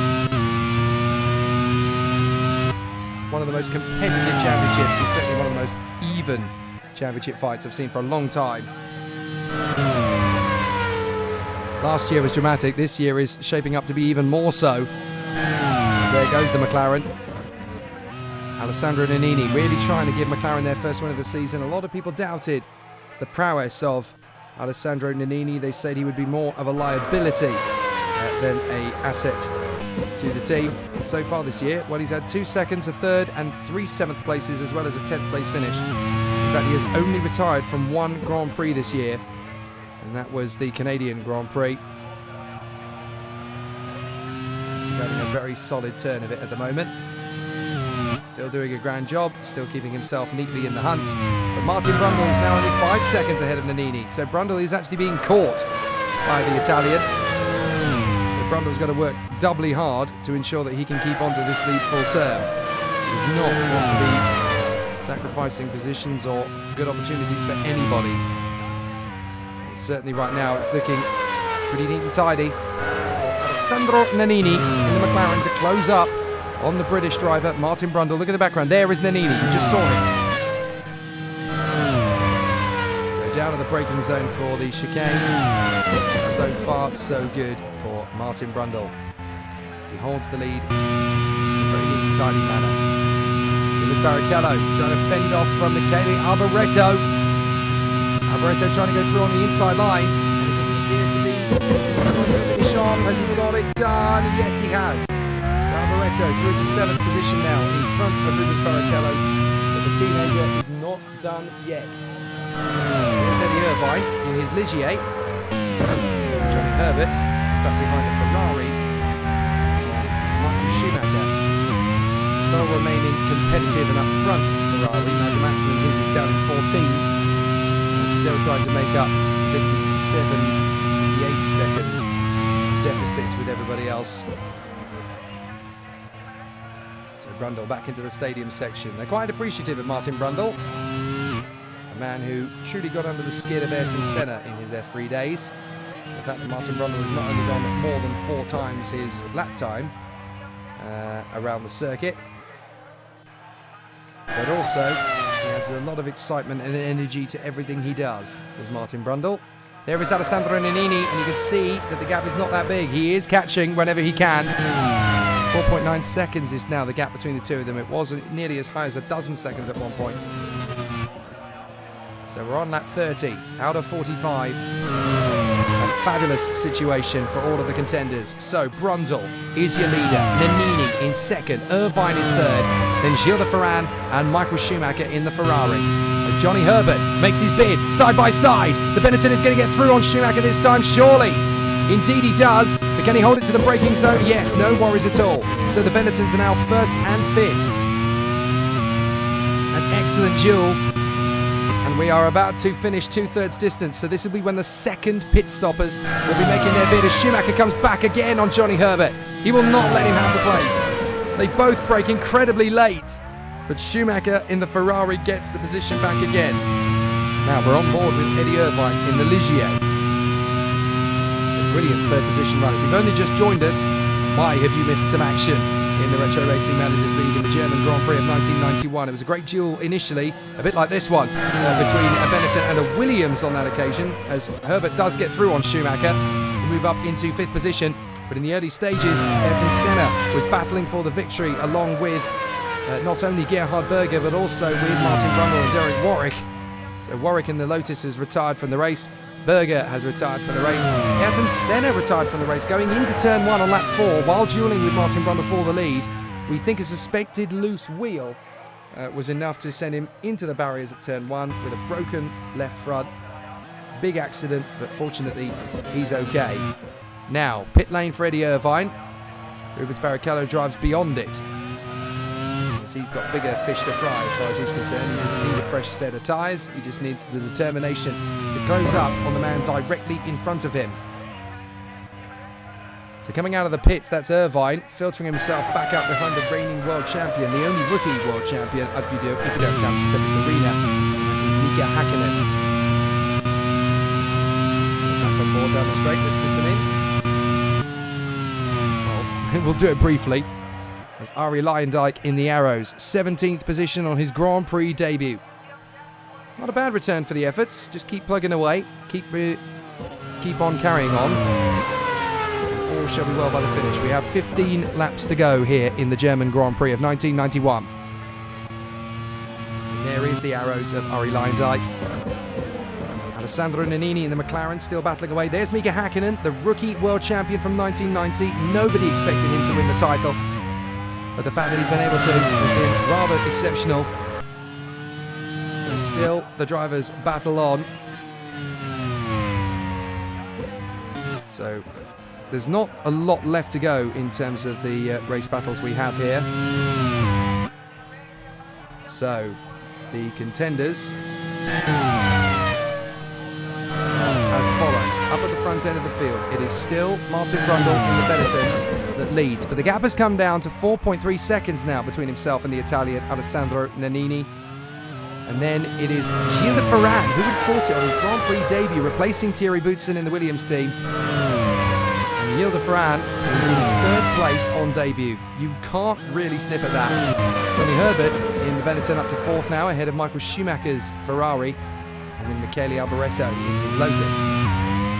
Rubens Barrichello, he's a real talent. He's in seventh position from the back of the grid in the Red Bull Tyrrell. There is Martin Brundle, chasing his way down to the chicane and still doing a fine job of it. Final section of the stadium trees. And then at the end of this one, there'll be just 13 laps remaining for Martin Brundle and the Benetton team to take their first win of 1991. In Martin Brundle's case, I'm fairly sure that will be his first Grand Prix victory. What an honour that is. Gilles Ferran, smooth and steady, wins the race as far as he's concerned. He hasn't done anything particularly spectacular. He's held his nerve when he did have wheel-to-wheel battles. But it is really fascinating to see how this plays out for the young Brazilian. His only major experience before this was wins in British Formula 3 racing. Gilles Ferran, definitely a talent worth keeping an eye on. As we look at Alessandro Nannini, don't tell me he's slowing. That really would be disastrous. Had both McLarens drop out of the race with reliability irregularity. It would have been the height of embarrassment. Ferran. I'm not sure that's the top three I would have said it would be by 2/3 distance. Johnny Herbert in 4th place, then Michael Schumacher in the Ferrari, and that's Martin Brundle pulling out! Martin Brundle! A puncture for the Benetton. Heartbreak. It's not even a mechanical problem with the car. Oh my goodness.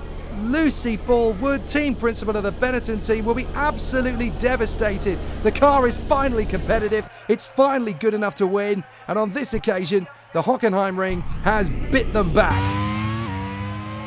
And look who takes the lead of the German Grand Prix. It is Alessandro Nannini in front of this man, Gilles de Ferran, in the Williams. And up to 3rd is going to be the other Benetton of Johnny Herbert.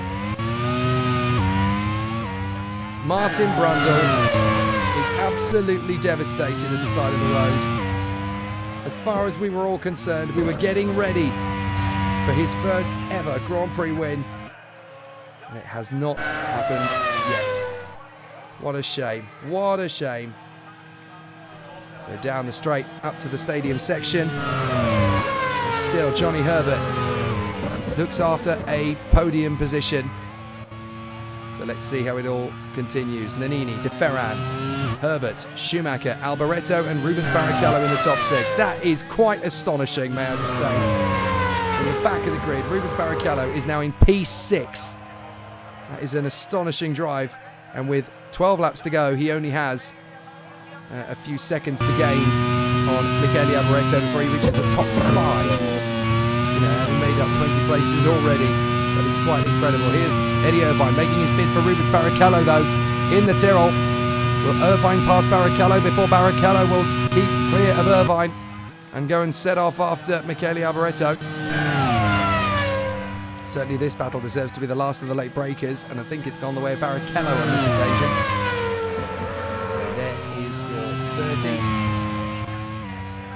3 laps completed, and at the end of this one, it'll be only 11 laps to go.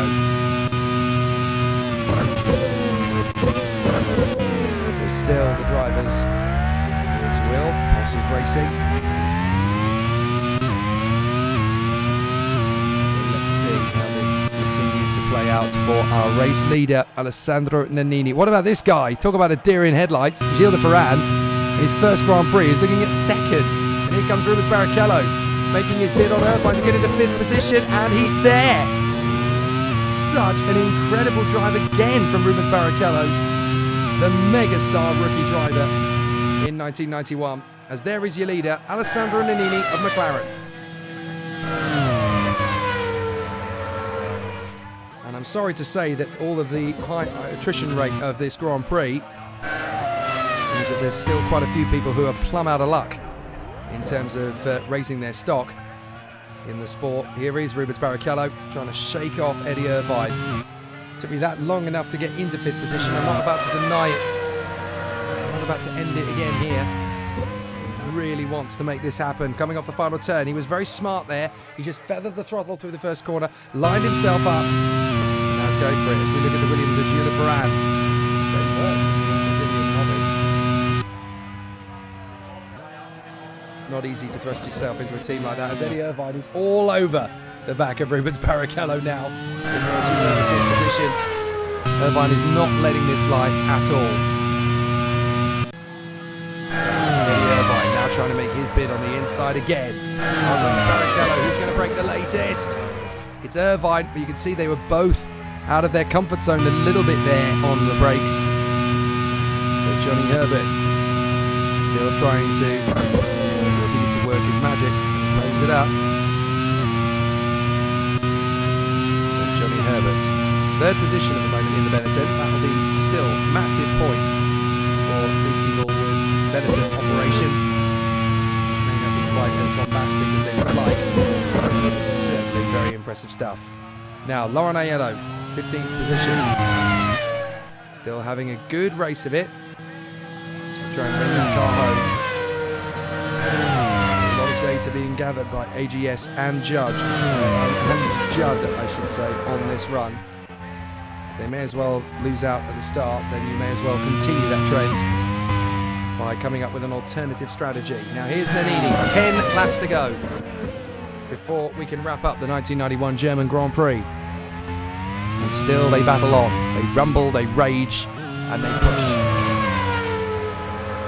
So Alessandro Nannini looking for his first Grand Prix win in full-time circumstances rather than being handed to him at Suzuka in 1989 when the two teammates and rivals, Ayrton Senna and Alain Prost, collided with each other. And that, coupled with a few other things, did eventually send Ayrton Senna in the same direction as Alain Prost, namely out the door. So, obviously, way further forward. Here is Gilles de Ferran onto the back straight as Nannini continues his incredible run. So Nannini up in the sky, overseeing his incredible performances. Now here's Luyendyk getting out of the way in the arrows. He doesn't want to hold up the McLaren anywhere more than he has to. So there is Johnny Herbert now, third position into the stadium section. If the Benetton team can't have a win today, then maybe, just maybe, they can have a podium. Would be pretty cool to see them up there after all the hard work. Here's Prost going wheel to wheel with Mauricio Gugelmin. And they are side by side down the straight. As now Prost is working hard to get through here. Oh no, that's Piquet he was passing. So Mansell, Prost and Piquet having very tough races in it. Eddie Irvine continues. He's stopping! He's stopping! Irvine is stopping! The Ligier is about to pull out of the race. And there's no way he's going to get that back in time. So Eddie Irvine is out of the German Grand Prix of 1991. Ligier driver pulling to a standstill at the marshal post. Just don't think he was going to catch a break in that one anyway. He managed to work his way quite forward to the front as Michele Alboreto bangs in the fastest lap of the race. But yeah, Eddie Irvine, I'm afraid, it's game over, it's curtains. And so the Ulsterman is going to have to go back to the drawing board ready for the next race of the championship, which is the Hungarian Grand Prix. The Hungaroring in Budapest. So Prost dueling away with Nelson Piquet for the final point of this race, 10th position. They all count at the end of the season. Throw in the towel now and give up, and you lose the championship by 1 point. You look pretty foolish.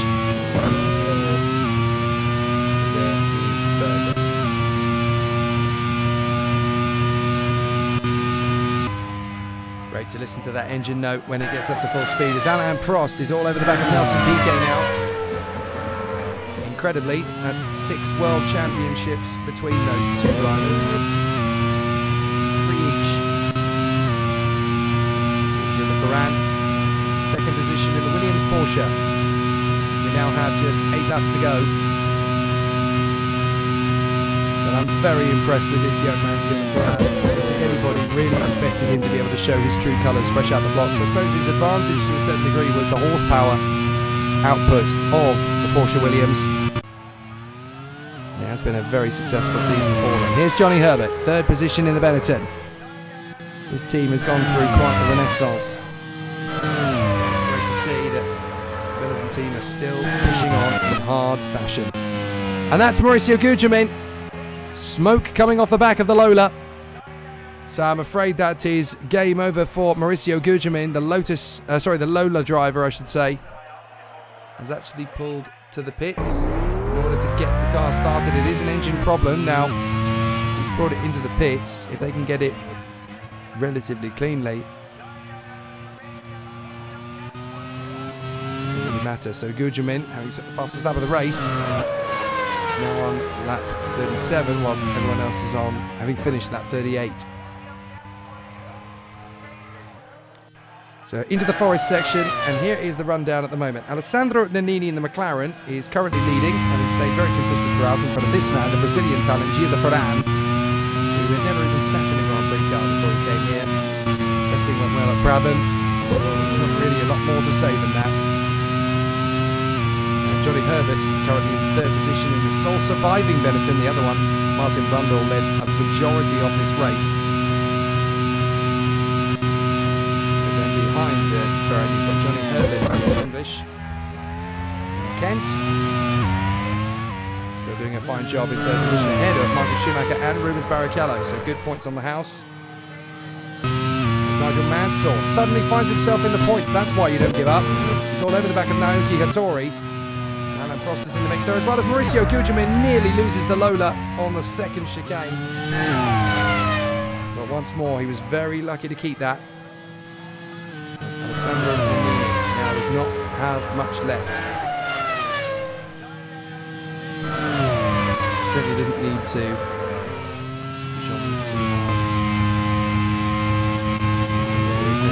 Race leader.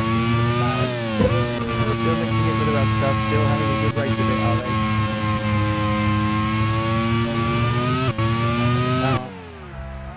And Nigel Mansell in the Ferrari is now up to 9th position. Mansell hires the Honda that's just in front of him. The final bet comes Gilles Ferran. How much pressure does this young man find himself in, I wonder? Or is this going to be low pressure because he's coming in as a Grand Prix debutant with the attitude, well, what will be, will be. It'll happen, it'll not happen. So down the straights. Still looking good for the Porsche Williams team.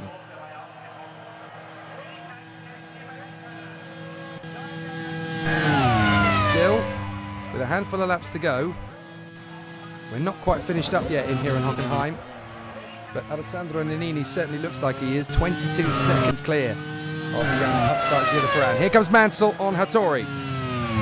Again, Naoki Hattori making it very tricky.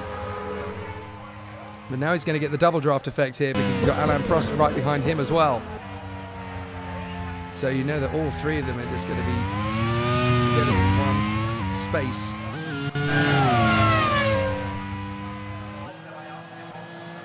The race is definitely playing out in the favour of the Benetton team of Nannini and Herbert.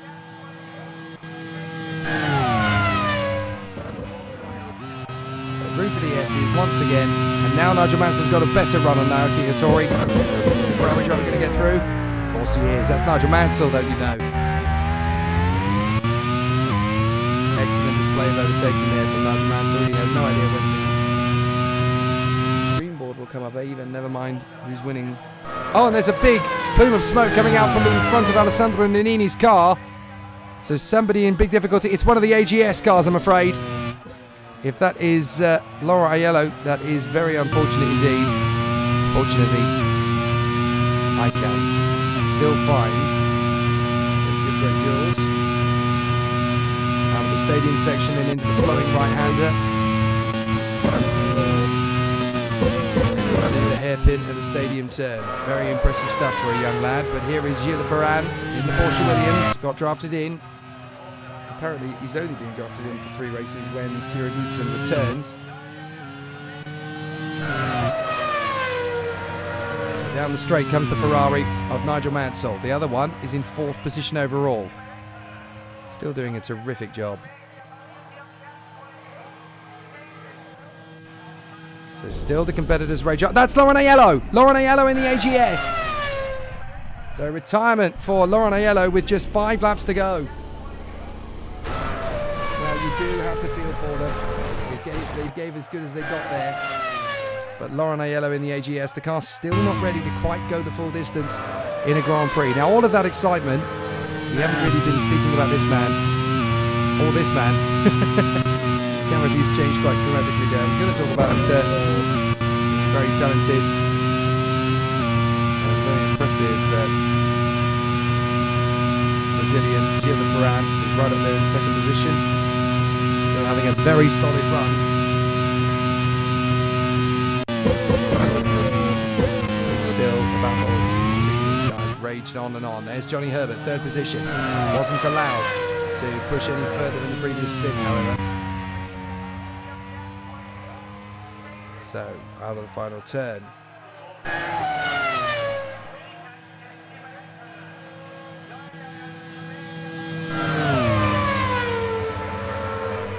And although it all sounds relatively harmless, I'm sure you all gather how difficult it is to make yourself heard and interpreted sometimes. You do have to make that a prime focus when you come to one of these races. And certainly, Gilles Ferran in 2nd place, Johnny Herbert to a certain extent in the Benetton, will still back into this car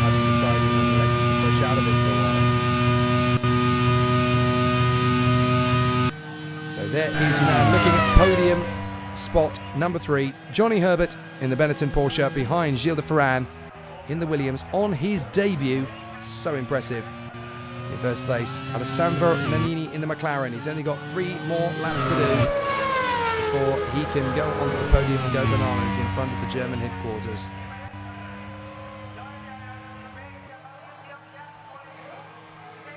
So down the straight and leading up to the horizon as we look at Johnny Herbert, 3rd position in his Porsche, masterminded by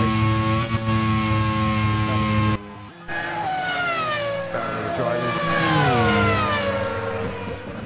Braking zone. Get back on the power again. Try and stay with the Ferrari up in front of Michael Schumacher. This one, Gilles de Ferran, is already long gone. And making good in that 2nd position.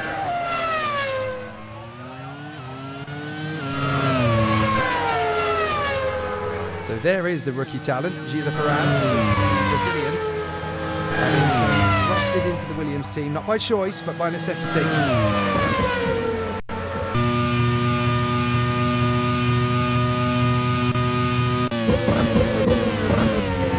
Right on board again with Johnny Herbert.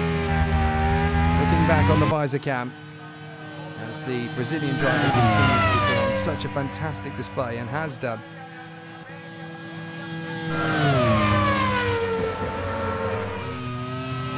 Gilles de Ferran still pushing with a couple of laps remaining here. This is going to be a bit of a fairy tale debut for the Brazilian talent. A lot of people say it's still impossible to win your first rookie anything. Well, Mika Häkkinen last year proved it by being the first to win. Oh, and that's Gugelmin. Gugelmin going off. So that's an unforced error from Mauricio Gugelmin by the look of it. He's gone clean off the road and ended up with some difficulties getting back out again because the gravel trap, of course, is right there.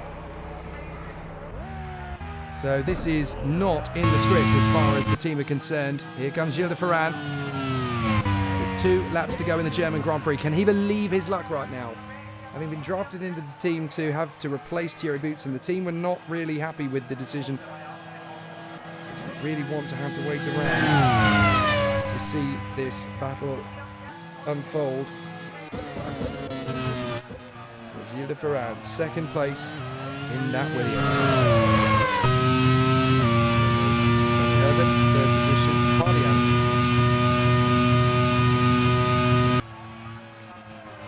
So Alain Prost is trying to stay as close to the back of Michele Alboreto as humanly possible now because they seem to have some good ideas going for them. And they are side by side up in front, which is exactly the kind of conditions where Lewis thrives on. He doesn't like the wet that much.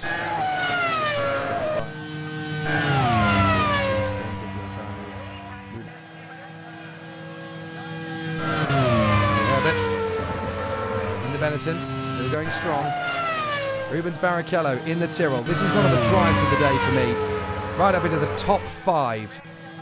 Just extraordinary, considering the situation the drivers find themselves faced in. We're going to the final lap, and it looks good for Alessandro Nannini in the McLaren to take the win in front of Gilles de Ferran in the Williams, and in 3rd place it'll be 4th position, will be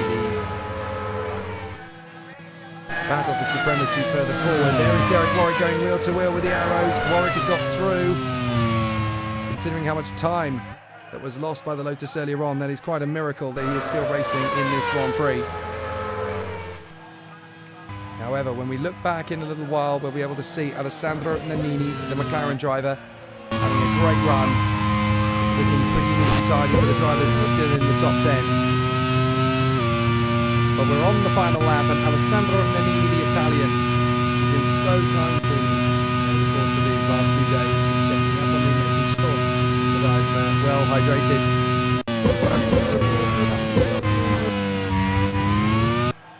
But there is your leader. It's been a long time coming in 1991, but Dave Goddard put his faith in the boy wonder from Italy, and it's certainly being returned in kindness now. Into the left-hander, back on the throttle, and storming their way through the S's up into a brilliant Brilliant run from Alessandro Nannini. McLaren will take their first win of the year. Alessandro Nannini wins the German Grand Prix. And that is phenomenal. The third different race winner across the last 4 Grand Prix. 1991 is such an even playing field. Oh, Hattori is pulling off on the final lap of the race. There will be no points for the Honda Works team. Nannini has already put it. Look, Hattori has got a stuck throttle. He was struggling there. Fortunately, he became beached. But what a run for Alessandro Nannini. And Gilles de Ferran and Johnny Herbert take podium finishes here in Hockenheim. What an exceptional display. What a terrific run. Schumacher is 4th. Barrichello is 5th. The final point scorers will be Patrese, Hakkinen, Mansell. What a comeback.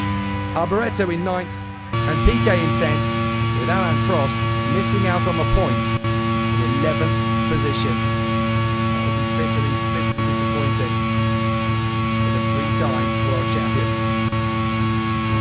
And there you have it. There is Gilles de Ferran. What a great substitute he turned out to be in the end. He's in 2nd position. Well, let's go over the final points of the race then. It's a win for McLaren, their first win of 1991, but that will extend their lead in the championship. And for Alessandro Nannini, that could put him into the lead of the championship.